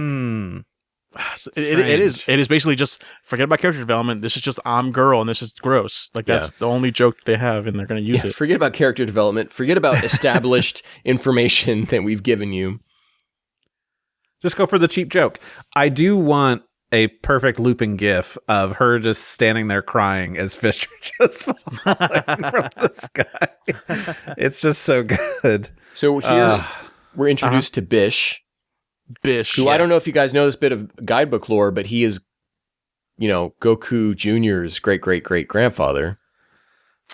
He's No, not. he's I'm not. making that up. Yeah. He's not that bish. Right, but they kind of like invent this relationship between bit. him and Pan here. No He's got one had a blue eyes. he does that. He's a cute. He's very like standout kind of character. Goku Jr. had dark blue eyes.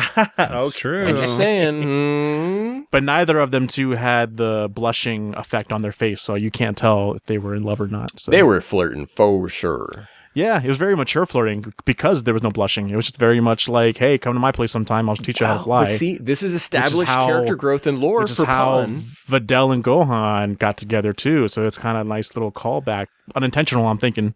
Again, on the Toei's part, not giving them any credit for this, but it is a callback. Pan has had no less than 31 boyfriends at the age of 9. So I think she knows what she's right. doing. She is Is out that on a what she date says? in like episode 2, isn't she? I think that's what they say, yeah. No, they don't say a number. 31. Throwing that in for flavor. Age of 9. Oh my god. They're all It after is- Mr. Satan's money. This whole episode does have a nice kind of like a real moment in the beginning where it's like the fishermen are not doing anything because fishers rain down from the sky and doing all the fishing for them. So they then- just drink alcohol all day. Yeah. Yeah. And I'm like, hey, I don't have to fish either. Yeah. And then here comes sounds great. Aaron Yeager out of nowhere, like complaining, like, yeah, all they do is get drunk. I'm like, yeah, that sounds awesome. Why? They didn't explain that something's happening wrong with the city. It's just everyone's happy and they're all drinking. Great. Goku should have been like, this rules. Yeah. Listen, He Bish. should have been all in on it. Listen, Bish, your dad only threw the bottle of liquor at your face because you stepped out of line. That's the only reason. If you just Because you're being a little bish. because you're being a little bish. Yeah, if you weren't being a little bish, your dad wouldn't violently throw alcohol at you while drunk. So the princess shows up in an awesome introduction. Oh, yeah. Just like heavenly across the sea, like floating towards them. So silhouette and like through the water, and she is hot. I mean, we see her feet pretty We do. predominantly. You So. see her souls in Victory Mission too, so look out. Her soul, For all you freaks out there, this one's for you. above the legs, also she looks great. So it's a great character design. Who cares? As long as the feet look I'm good. all You know about the us. feet. I like that she shows up and Goku just instantly starts asking, "All right, what wish you from? Yeah, Let's get through Yeah. this." yeah. I've got fish to eat. It was annoying in the first two episodes, the first two dragons, where they kind of just say it like without even asking. But then it's like, okay, that culminates into this moment where Goku's just like, okay, which one are you from? Like, just get it out of the way, and she has to say it. It was a funny moment because then Pan is like Goku's like, the good old days where we wish for panties, and Pan is like, what were you guys doing back there? It's funny because Goku starts off in this adventure thinking that he's going to get like some good fights out of it, and he's very clearly not. Right. And so he's just like, oh, okay, all right, clock's almost up. Come on, let's go. Come on. Yeah. I have to do this. This is not fun anymore. This is something I have to take care of. It kind of would have been cool if they made it more of an obvious point where Goku's like, all right, I'm not having fun with this, so Pan, let me use this as a way of training you, in a sense. So you go ahead and fight this character. Like, because she does kind of take the reins anyway. She does do it herself first and foremost. So it would have been cool if Goku was like, all right, let's make this a thing. Let me be your mentor. But no. Is there a reason, or am I just overthinking it, that this one is born from the first wish of the series, of the canon that we know of, but it's the 6-star dragon? I thought about that too, but I think it just happens to be that way. Or if, 6 + 1 = 7, so if we go back to this number wish plus that dragon number equals 17, I don't know. So the numbers don't mean shit. They might. I didn't sit down with a chart and graph and map it all out. Right. This one time you didn't? Okay. He's got you there. Pan your camera over here. He's going to be like a chart. He has a right. bulletin board. Here we go. According to my notes. So, It's the she's- Oolong wish. Yeah. Yeah. And she's very embarrassed about this. Like, oh, of course, this had to be the thing that brought me about. And then she's, very upset having to see Goku's thingy because he gets naked real fast when the wind kind of rips him apart. Which then she does the same move on him again later, but harder, and it doesn't affect his clothes this time. Well, Pon's got a stronger gi in there. It was forged in the fires of Mount Doom. Which or is something. will this be the gi that Vegeta gives to Pan to hold on to for 4 generations to get the Goku We'll have Jr.? to see. We'll see if he gets naked again. We'll see if he gets naked again. I am such a mark for name dropping old events and old characters in Dragon Ball. Like if there's a time in the Cell arc where someone mentions Frieza, I'm like, oh, they remembered Frieza existed. Or in the Buu arc where they reference Cell, I'm like, oh, they remembered Cell existed. And so for them to be talking about the Oolong wish like this, Goku being like, oh yeah, we sure did get up some crazy stuff back then. And Pon's like, and with no context. What you guys do? Yeah. I kind of wish like when they both went to attack and said, Pan's like, I'm not going to attack. I'm not on your side in this one. Yeah. I'm actually joining her now. Yeah. Because you guys are weird. Still has not done anything wrong. She's still a princess who gives the town fish, and maybe pushed back 2 of the villagers that came to say hi. But hey, that's a princess goddess. You need to like give a sacrifice or whatever. Have There have been worse gods ahead. out there. they not established the seagulls getting hurt yet? Seagulls are seagulls are bitches. Why didn't they just migrate somewhere else where there's? Why are they getting hurt? Because You'd think they'd be like, oh, sweet, I can just dive down and pick up all these fish now. It's because to bring the fish, she's either using her Kuretsu Kidan, Reppu Shinkuzan, or her Senpu Kaitenjin. One of those Too many moves. Too many moves for a new character who's around for literally like 12 minutes. One episode, yeah. Well, I mean, a lot of wind moves. The Liang Xinglong, they gave him the Dragon Daishindo or something. They're just giving them these named attacks that we'll never hear again. We got a video game. We got a video game coming out soon. These characters might be in them, so we gotta give them names. Right. Final bout's on the way. Let's get this up. Final bout's on the way. There's going to be so many characters, you guys. Not even going to know. It's crazy. Actually, I think it was already out. We're not mad about all these fishes that are dying, but we're mad about these seagulls getting a little hurt. They'll be fine. Bish is being a little bish. So I mean, the fish are getting murdered, but nobody cares. They're like, oh, we eat these. That's fine. I mean, they do say that a lot of them end up getting rotten because there's too much, but I mean, I don't know. So what? Unless you tell me the fish population is going down and it will soon suffer and there'll be no more fish ever, then okay. But they don't say that. Mm-hmm. So I'm with the fisherman. I'm with the princess. Who we find out. Oh, sorry. Go ahead, Ken. I was just going to say, I think everything about the way the time freeze that happens briefly, the way it was shown visually was awful. Like real pedestrian type stuff. Yeah, I thought my internet was lagging and it was like skipping. Like what's happening? But the audio design was cool. Yeah. The way I don't even know what we're talking about. Randy, play the clip. I don't know what we're talking Play about. the audio clip. Yeah, play the audio clip of the silence. There's a part where Goku is rushing in to fight Lu Xinglong, and she like stops That's when he realizes she's spinning. And then rewinds it. But there's a brief period where everything slows down and stops, and the audio cuts out. Yeah. Huh. And then it starts coming back up. It kind of shifts. And then I don't remember what happens next. He notices that she's spinning. It's a very weird way to do it. A very amateur hour. Like, oh, they didn't draw how they wanted it, but they told the editors, we want to make this look like it's slow motion. So, this is why I'm talking about like Segasha being a letdown in this episode, Yamamuro being a letdown in the Yamamuro episode. Well, Dogo Kobo, I will never give a pass to. So Uchiyama being like the star of these 4 episodes in terms of what you would expect out of him. This is what I mean by that. I see, but this episode still looks good minus those. Oh, I think this is some of the worst drawn Segasha stuff I've ever seen. What? You were just raving about her feet a few minutes ago. That was me. I simply said you can see her feet. You can see it. Okay. So, after all that, which I did not remember at all, is there a reason why we're just like, oh, also this isn't a princess, this is some old dude just spinning real fast to look like a just only lady? the villagers call her a princess. It's really just the dragon. There's no princess besides the villagers. Well, no, but with that. Female presenting is what I'm going for here. Like a reason why we are pretending to be a lady. It's because the dragon is trans and Goku is transphobic. Oh, yeah. Japan had their finger on that in 1997 for sure. Yeah. Absolutely. Again, although I side with the princess.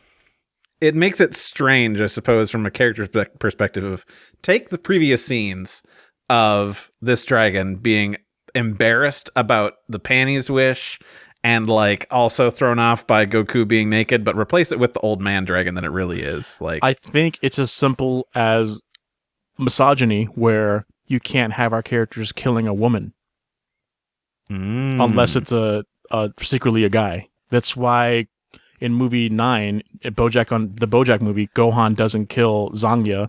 It's just BoJack just randomly throws Zangya in front of his beam to distract Gohan and blast through her.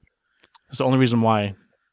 I think that, yes, it's unnecessary, and I could do without her quote-unquote true form. I don't remember it being a matter of spinning down or whatever. I thought it was just something that she could do to have that appearance. But it might. And then thirdly, it exists solely for the line of no one else has ever seen me in this form, and those who have didn't survive. It's just for that. It simply exists for that one intimidation line, and really no other like tangible reason, because then she goes right back into it. Yeah, it must be like self-conscious at heart because of the whole penny thing.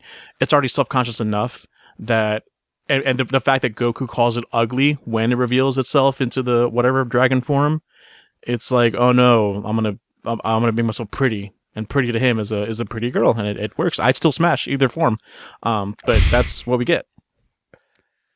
Should have just been like, you know what, you are pretty in any form, no matter what. They'd be like, that's what and then gives them the ball, and is like, I'm gonna go hang out at this village. Yeah, they like me. They worship me. There's no negative right now. They worship me. I give them fish, and this episode is weird. It does do something cool. It does remind us that, oh yeah, Goku was good at just observing a move and then being able to learn it just from doing that. And well, then it also doesn't affect him anymore, as we've established. Yeah, which is super weird. he turns into a genie himself and then spins around and does the same thing. They're doing an airbender battle. When he started doing that, and then I'm like, why is he turned into a giant worm? Yeah.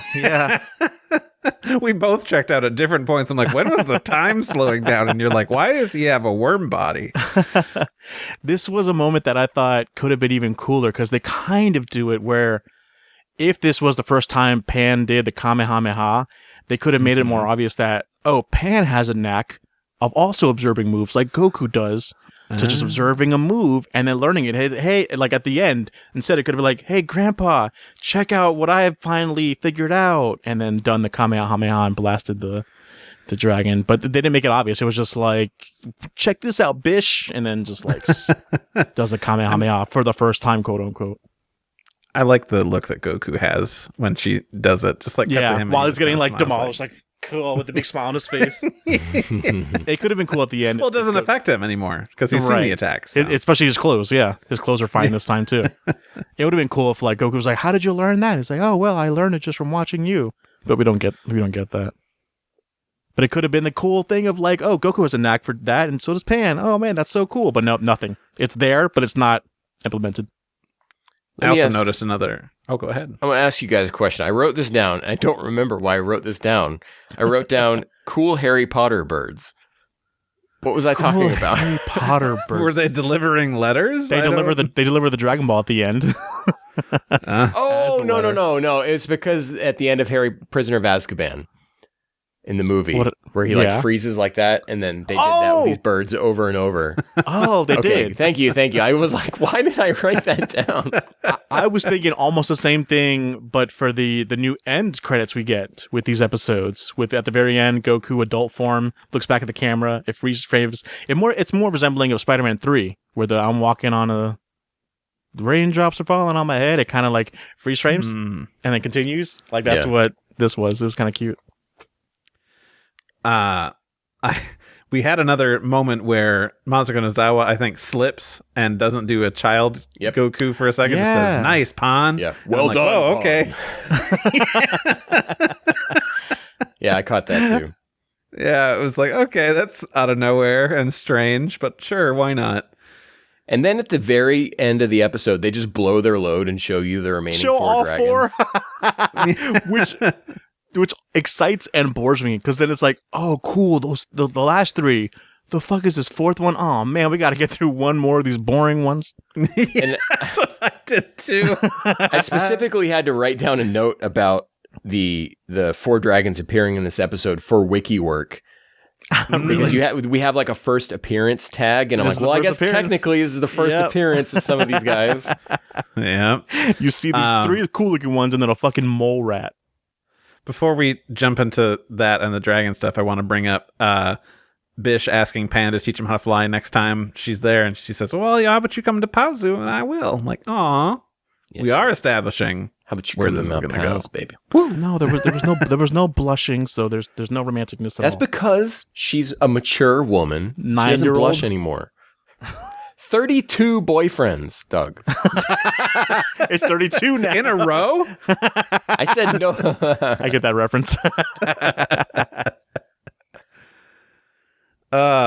So I know that we've got a Who's That Dragon, but do we want to talk about that first, or do we want to talk about Machine Gun Let's blast Kelly. through this moment.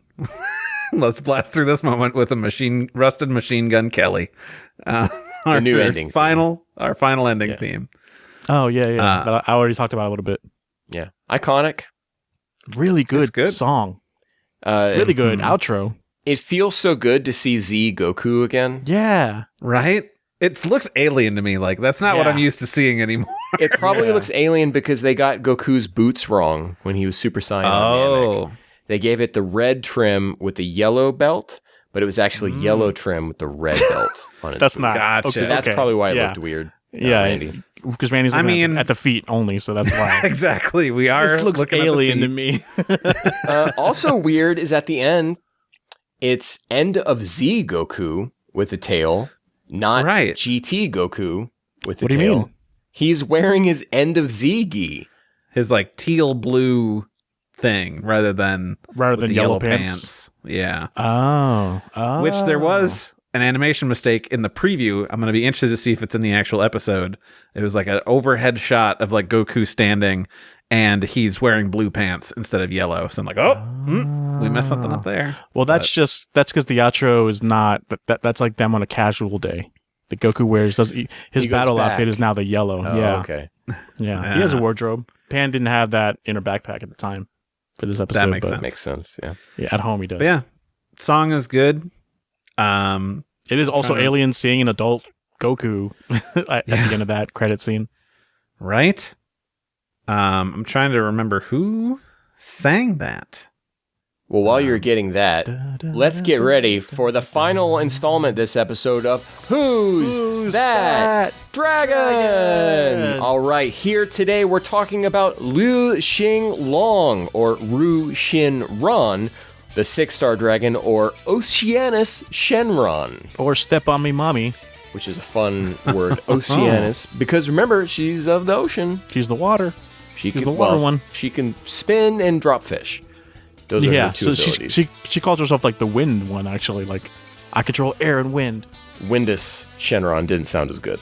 Windus. No. So Liu Xinglong is also in Victory Mission, I believe it's called, and she maintains female form for most of her time in it. There, she does briefly jump back and do her monster form, but then she immediately goes back to female form and goes back to the evil dragon's den. What's cool here is that she is a main antagonist of Victory Mission and is kind of the lead evil dragon trying to resurrect the 1-star dragon. Oh, cool. And then, of course, Super Saiyan 4 Broly shows up, as he does, and wrecks the place, and then Victory Mission ended and never continued. Aww. That's a shame.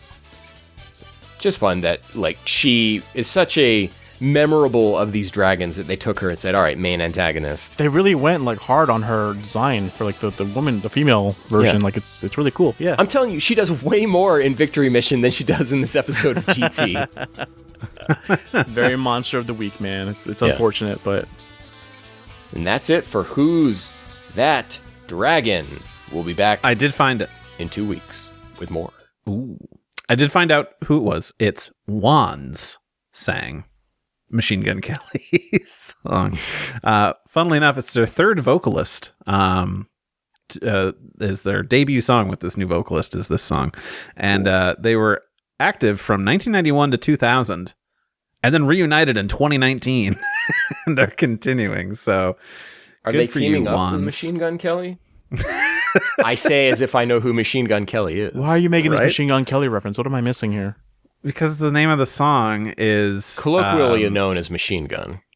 Oh. Right, because it's the whole thing is let's blast through this moment with a rusty machine gun. Oh, I didn't even the lyrics don't sound. It sounds more chipper than that.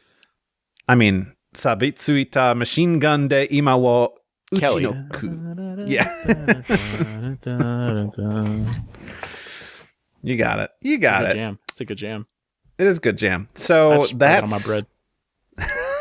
That's what we got this time for these GT episodes. Hang out with us next time because I believe we're doing 52 to 56. We're doing another a fiver. A fiver. Oh.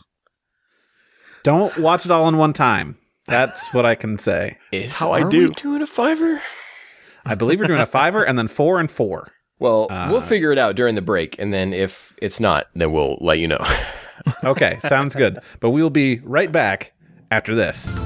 Hello, and we are back here to listen to what you guys had to say about this little chunk of episodes, and then afterwards doing Doug's favorite thing. But we'll save that for after this. So Ken, being the cool person he is, threw out a message on the internets saying, hey, we're in the end game now. Tonight we're covering episodes 45 to 81, or 48 to 51. Dark Knight reference. It is. Is it? Or is it? Keep reading, Randy. I'm sorry. No, I'm sorry. We'll Keep explain reading. it later. What are your thoughts on these episodes as the stage is set for the final group of villains? And Ken, why don't you tell us what Cage had to say? Yeah, Cage, always writing in. You can depend on Cage. You can set your watch to Cage. GT is not beating the Goku time allegations. This would have been a perfect opportunity to utilize the rest of the cast. They could have split up the cast up and given each character their own dragon to fight. Doug, did you read these? No, I didn't. Okay. You brought up the separate them. I thought altogether. I did, and I didn't read these. So Such wasted potential with this arc all around. It's very frustrating. Cage, yes, exactly. we're all on the same wavelength, Cage. I'll take this one from Parker Rico, who said, I'm just going to say it right now. Black Smoke Shenlong is the best evil dragon, and I wish we got to see more of him. Agreed. Randy, did you read this? I really love the idea of this arc. As for the execution, it has its moments. Also, have we not got a statue of Black Smoke Shenlong? Oh, no, we have not. No. Dang, They might I don't know when Done we like will. those little ones. A miniature one, yeah, but not a statue. I would like that, actually. Yeah. Let's get on that. Let's start writing in.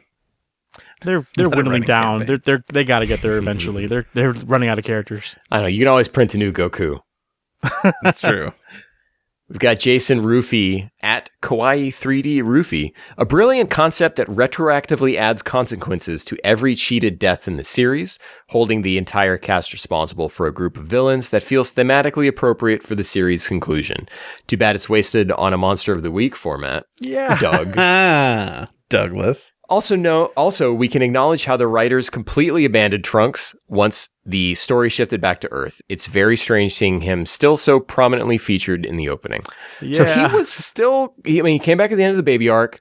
He did a little bit in Super 17.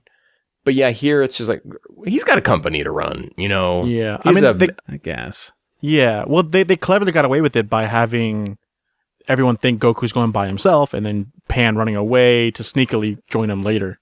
Otherwise it'd be like, okay, who's coming with me? But it wasn't like that. Yeah. But no one in turn joined them after they realized they were gone. After they're like, oh yeah, Pan and Goku are gone. So shouldn't someone go help them during this journey? Nope. They got it. or They're give just them dragons. Give them a cell phone so we can keep track. Like, did you kill one? Like, what's going on? On that note, Suppose I am looking forward to seeing how everyone comes back at the end. Yeah. Like, when do they show up and why?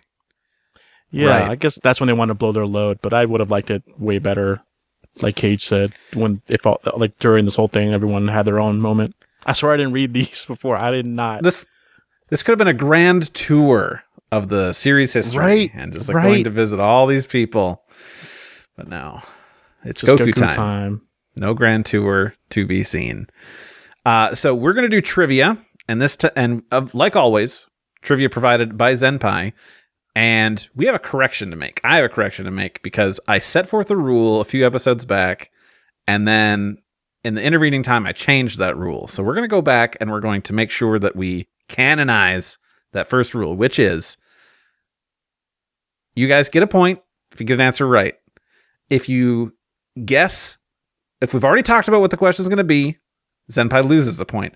But if he stumps you, he gets 2 points, which is he stumped each of you. So he gets 2 points back rather than 1, which is what I changed it to. For the many out there that are keeping track of the points that are going to come into play.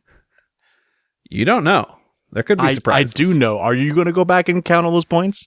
And recanonize Do you know how them? lazy I am? I do. I know you're not going to do it. Anyway, just in case there's some secret force out there that no one is keeping track of these points, Randy. I think there may have even been points where we didn't even know who got the point.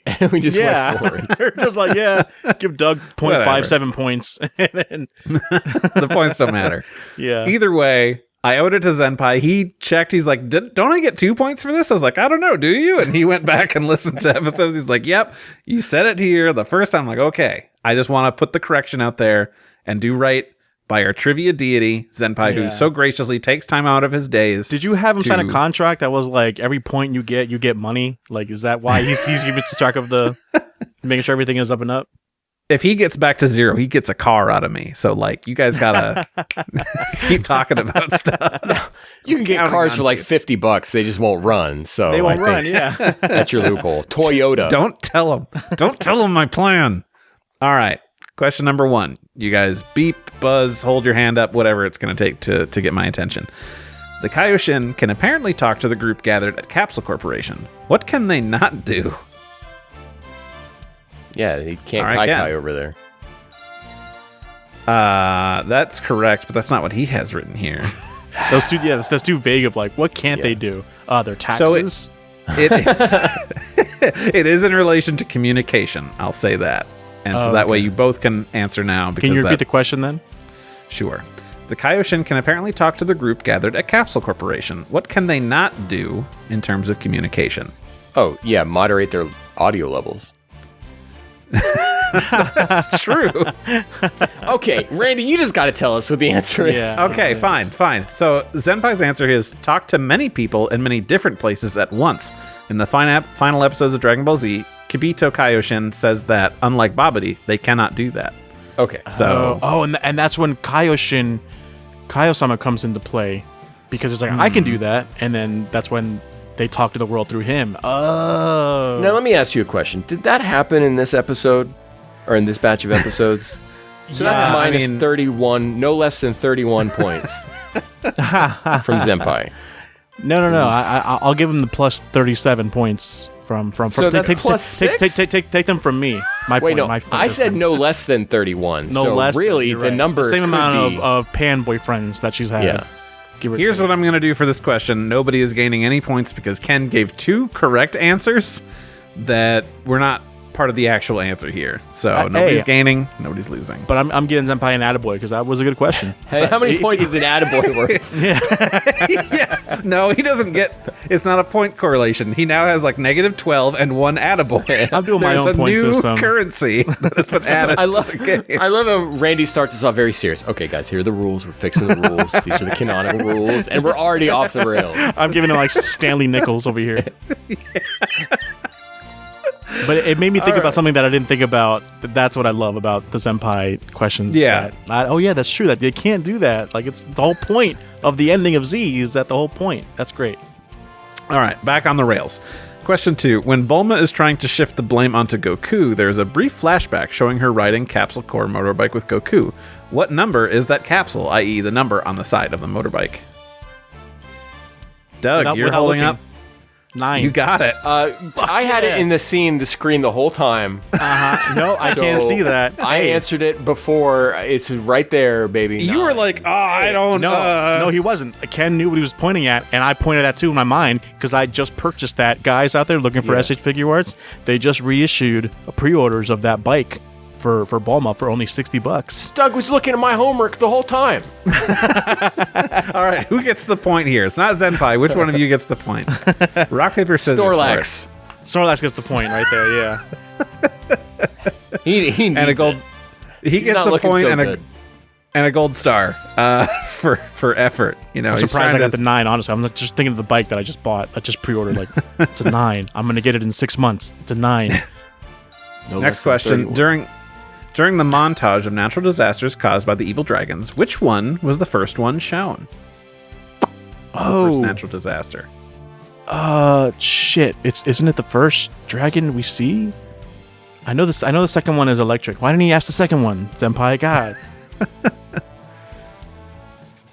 So I'm just gonna steal Doug's answer and say poison gas. No, stumped. Zenpai, 2 points. It is the volcano erupting. Volcano erupting. We saw Nova. Yeah. Nova's the first one.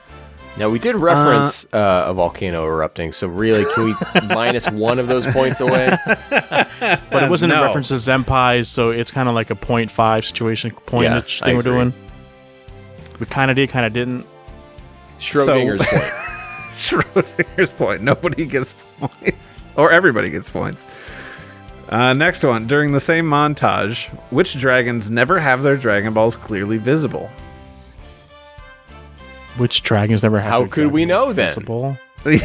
Well, you take the ones that you've seen, and you don't count those ones. So there are Like- 3 of them. Like the physical ball going through Yeah. them, or the dragon going So, through an element of the Here world. the 3 dragons we see are Birdface, Bird face. also known as Wu Xinglong.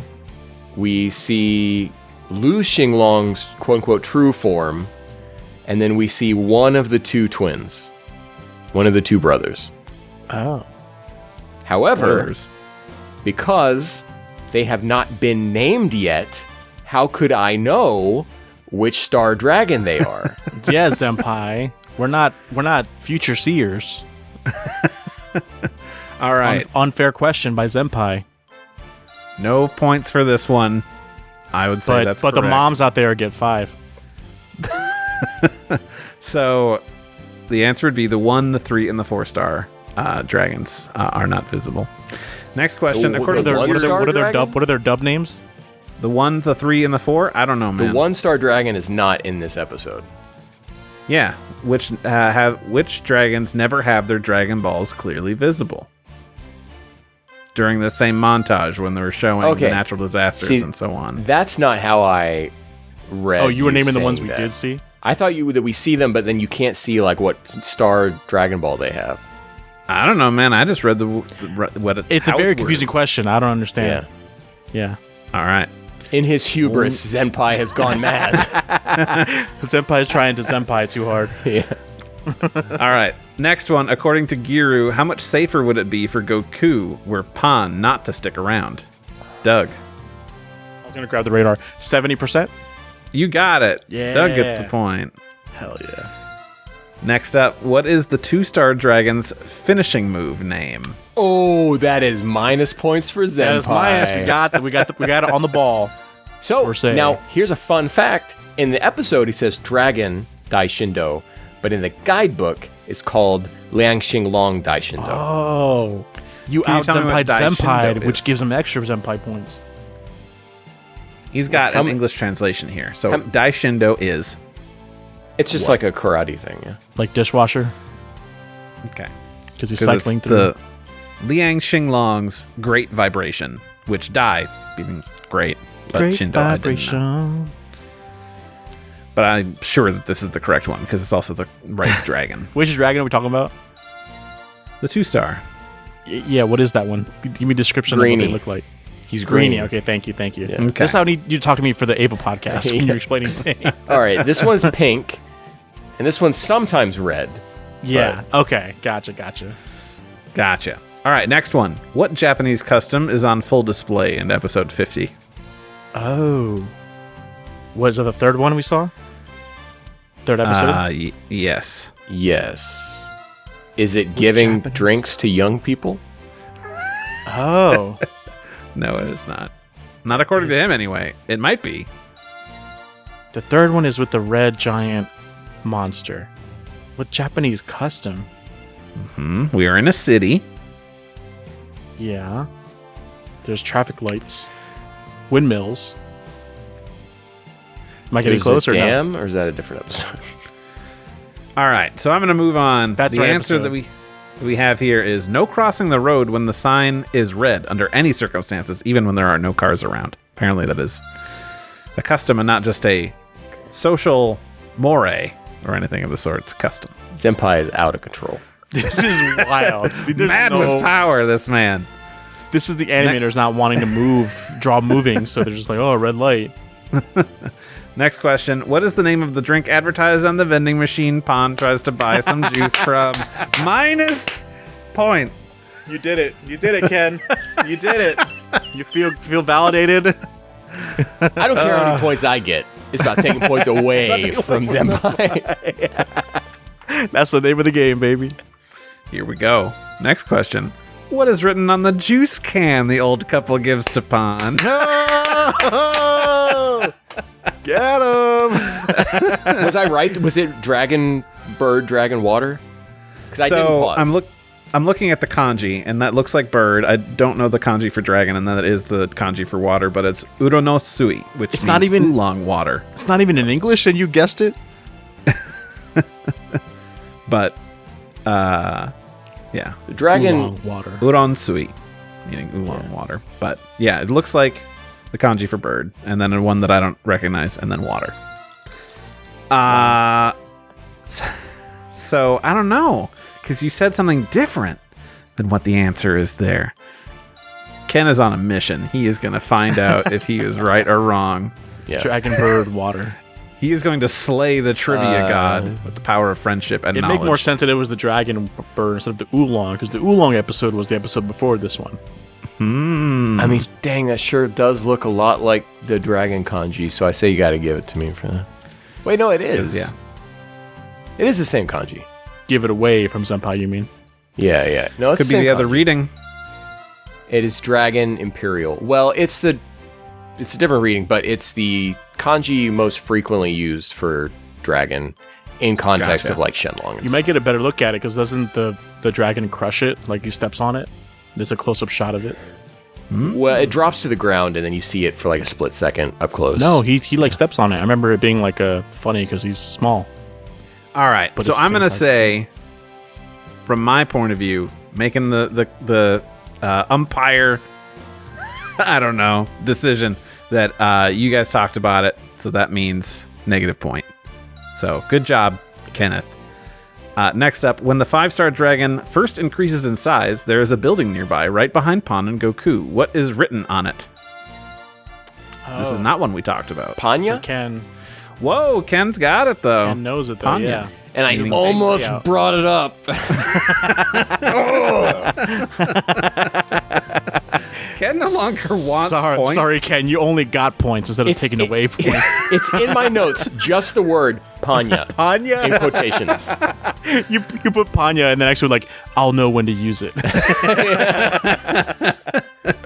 I do like that Ken no longer wants points. He just wants to make sure that Senpai loses points. It's a strange game But that Ken so is playing. 2 games here, right? Taking Sure. points away from Zenpai, but also having a super informative podcast. Yeah, That's fair. getting the nitty gritty details. We're thorough. We are. We're very thorough. Next one, there is a continuity error in the scene where the 5-star dragon recounts how he was born. Which one? So the 5-star dragon is the electric one. Yes. Which means He was he's born of bringing- Nappa. He's bringing up Nappa, Vegeta, and Goku. You already mentioned Yes. this then. Well, but we didn't specifically talk about any continuity error. Right. So, possible continuity errors, Doug. You and I are going to work together on this one. Sure, if you say so. Common things they run into. They get Vegeta's costume wrong when he's Okay. in that outfit. All the time. They have messed up Goku's kanji, or not included the kanji on his gi at all. Or They the have belt. messed up Goku's boots, as we've seen with Machine Gun Kelly. Yeah, I love that guy. Or there's a halo missing where there should be a halo. Oh. Or they've given a halo to someone who shouldn't have a halo. I'm glad I could help you during this process. So I've got 5 choices here. Randy, is one of my Yeah. 5 choices correct? Don't give very him the point, but close. just give him a hint that one of them is Yeah. correct. In that No? you've brought up a costume error. But Okay, I'm but not it's going to say not whose. a Vegeta and Goku's. Is Nappa's color the event exclusive San Diego Comic Con variant, or is it the original manga color variant color? Obviously, I would know that answer, Douglas. Yeah. Translate that, bitch. Bish. I don't have the kanji for that, so That I would can't be translate it. That would be a really easy thing to accidentally use manga colors for Nappa Yeah. because they're quite similar. I don't I know. need an facts. answer, fellas. I don't Fun know. fact, the first stage figure arts for Nappa, they didn't even get the colors right at all. Like, it's not even a manga color, it's just the... I'm gonna say color. they colored Kaio's panties wrong. Oh, interesting yeah. choice. You're both saying Kaio's panties are the wrong color. Yes. Yeah. Interesting. Lock it. Okay. The flashback shows Nappa wearing a red scouter when he wore a blue one in Dragon Ball Z. That's the panties of aliens, if you... It is the panties of the face. I think we can all agree on that. 100%. And yeah. So next one, episode 50 marks the final appearance of 2 characters in the entirety of Dragon Ball GT. Who are they? They are named, usually voiced, but I don't remember if they spoke in this episode. Oh.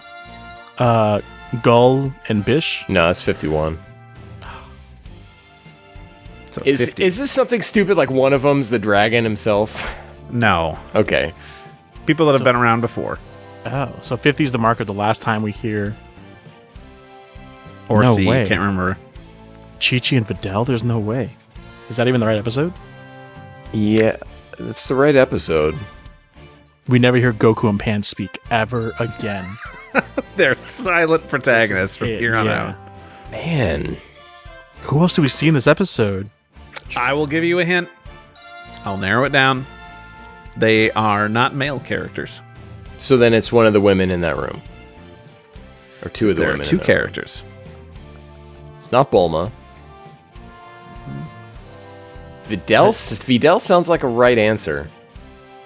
But we hear her voice actress in Pan every day. Oh, yeah, that's true. No, this is a character. The final appearance of a character, not the final appearance of a voice actor. I was just saying I don't remember if they had lines And it's in that episode. Two characters. Two of them, yes. Oh. I need some answers, fellas. I'm going to say Videl and Bra. Yeah, that's what I was saying. Bra in there. It is Marin and 18. Whoa. Mind blown. Didn't even know they were in that room, dude. Didn't know they were there either. Yeah. What are they doing But there? they're there. They're waiting to see if things are going to go well. Okay, next one. In episode 51, how many fish did Goku grill in the scene where Bish is telling Pan about the village's problems? How many did he grill? I'm going to Two? say 3. Doug gets it 3. 3 fishies. He had two in each hand and then one in his mouth. Okay, final one, guys. Masako Katsuki, the actress that plays the princess, also plays a major character in Naruto. Which character is that? Oh, no way. I knew she sounded a little familiar. Major character in Naruto? I would say kind of major, yeah. Kind of major, so it's not Sakura. I guess it's not Sakura, no. Is it the what's Pain's buddy girl? Conan? Nagato? No, Nagato's No, the Nagato guy. is the boy. Conan is the girl that's Conan girl, with pain. but it's not her. I'm going to say Tsunade. Doug? I was You going to don't say have Tsunade, it? but I'm going to stick with Conan or whatever. All right, well, Ken got it. It is Tsunade. So so- good job, Kenneth. I got it right too because I was going to say it, but We're going to say it, We're but going you to share changed this it. point. share He can that have point, Doug yeah. can have it on the weekends. yeah. I'll have take it it in the on Yep, that seems fair. Jeez, Can I borrow it on Wednesdays Okay. Wednesday afternoons though? Yeah, we'll No. let our lawyers figure that out. Cool, great. We'll Randy, figure it you're a out. lawyer? I don't have one yet. No, you But are I'm our gonna lawyer. need one. You need to keep track of those points. Oh, okay, yeah. So before we close out and tell you these things, want to bring up, check us out on Spotify if you can, because we post Q&A stuff. We throw out a question. You can feedback on there. We got polls that you can answer, so you got to get in there. When those are thrown out, they're active for 2 weeks up until the next episode is out. And this most previous one, I asked, now that Super 17 is behind us, what one thing would you have changed in that arc if you could? And friend of the show, Jacob Sawyer, says, if resources could have been shifted around to actually make this an OVA, would have worked better. I think it would have definitely looked prettier, Yeah, for sure. which I would have liked. And our poll was overall thoughts on the Super 17 arc. We had 4 choices. I loved it. It was all right. It wasn't all right. And barftastic. And we have a tie for first place spot with it was all right and it wasn't all right. So That seems about right. I was hoping it'd be a tie between it wasn't all right and barftastic, but no, some take people that. like it. All right. that's So fair. there you go. There's that.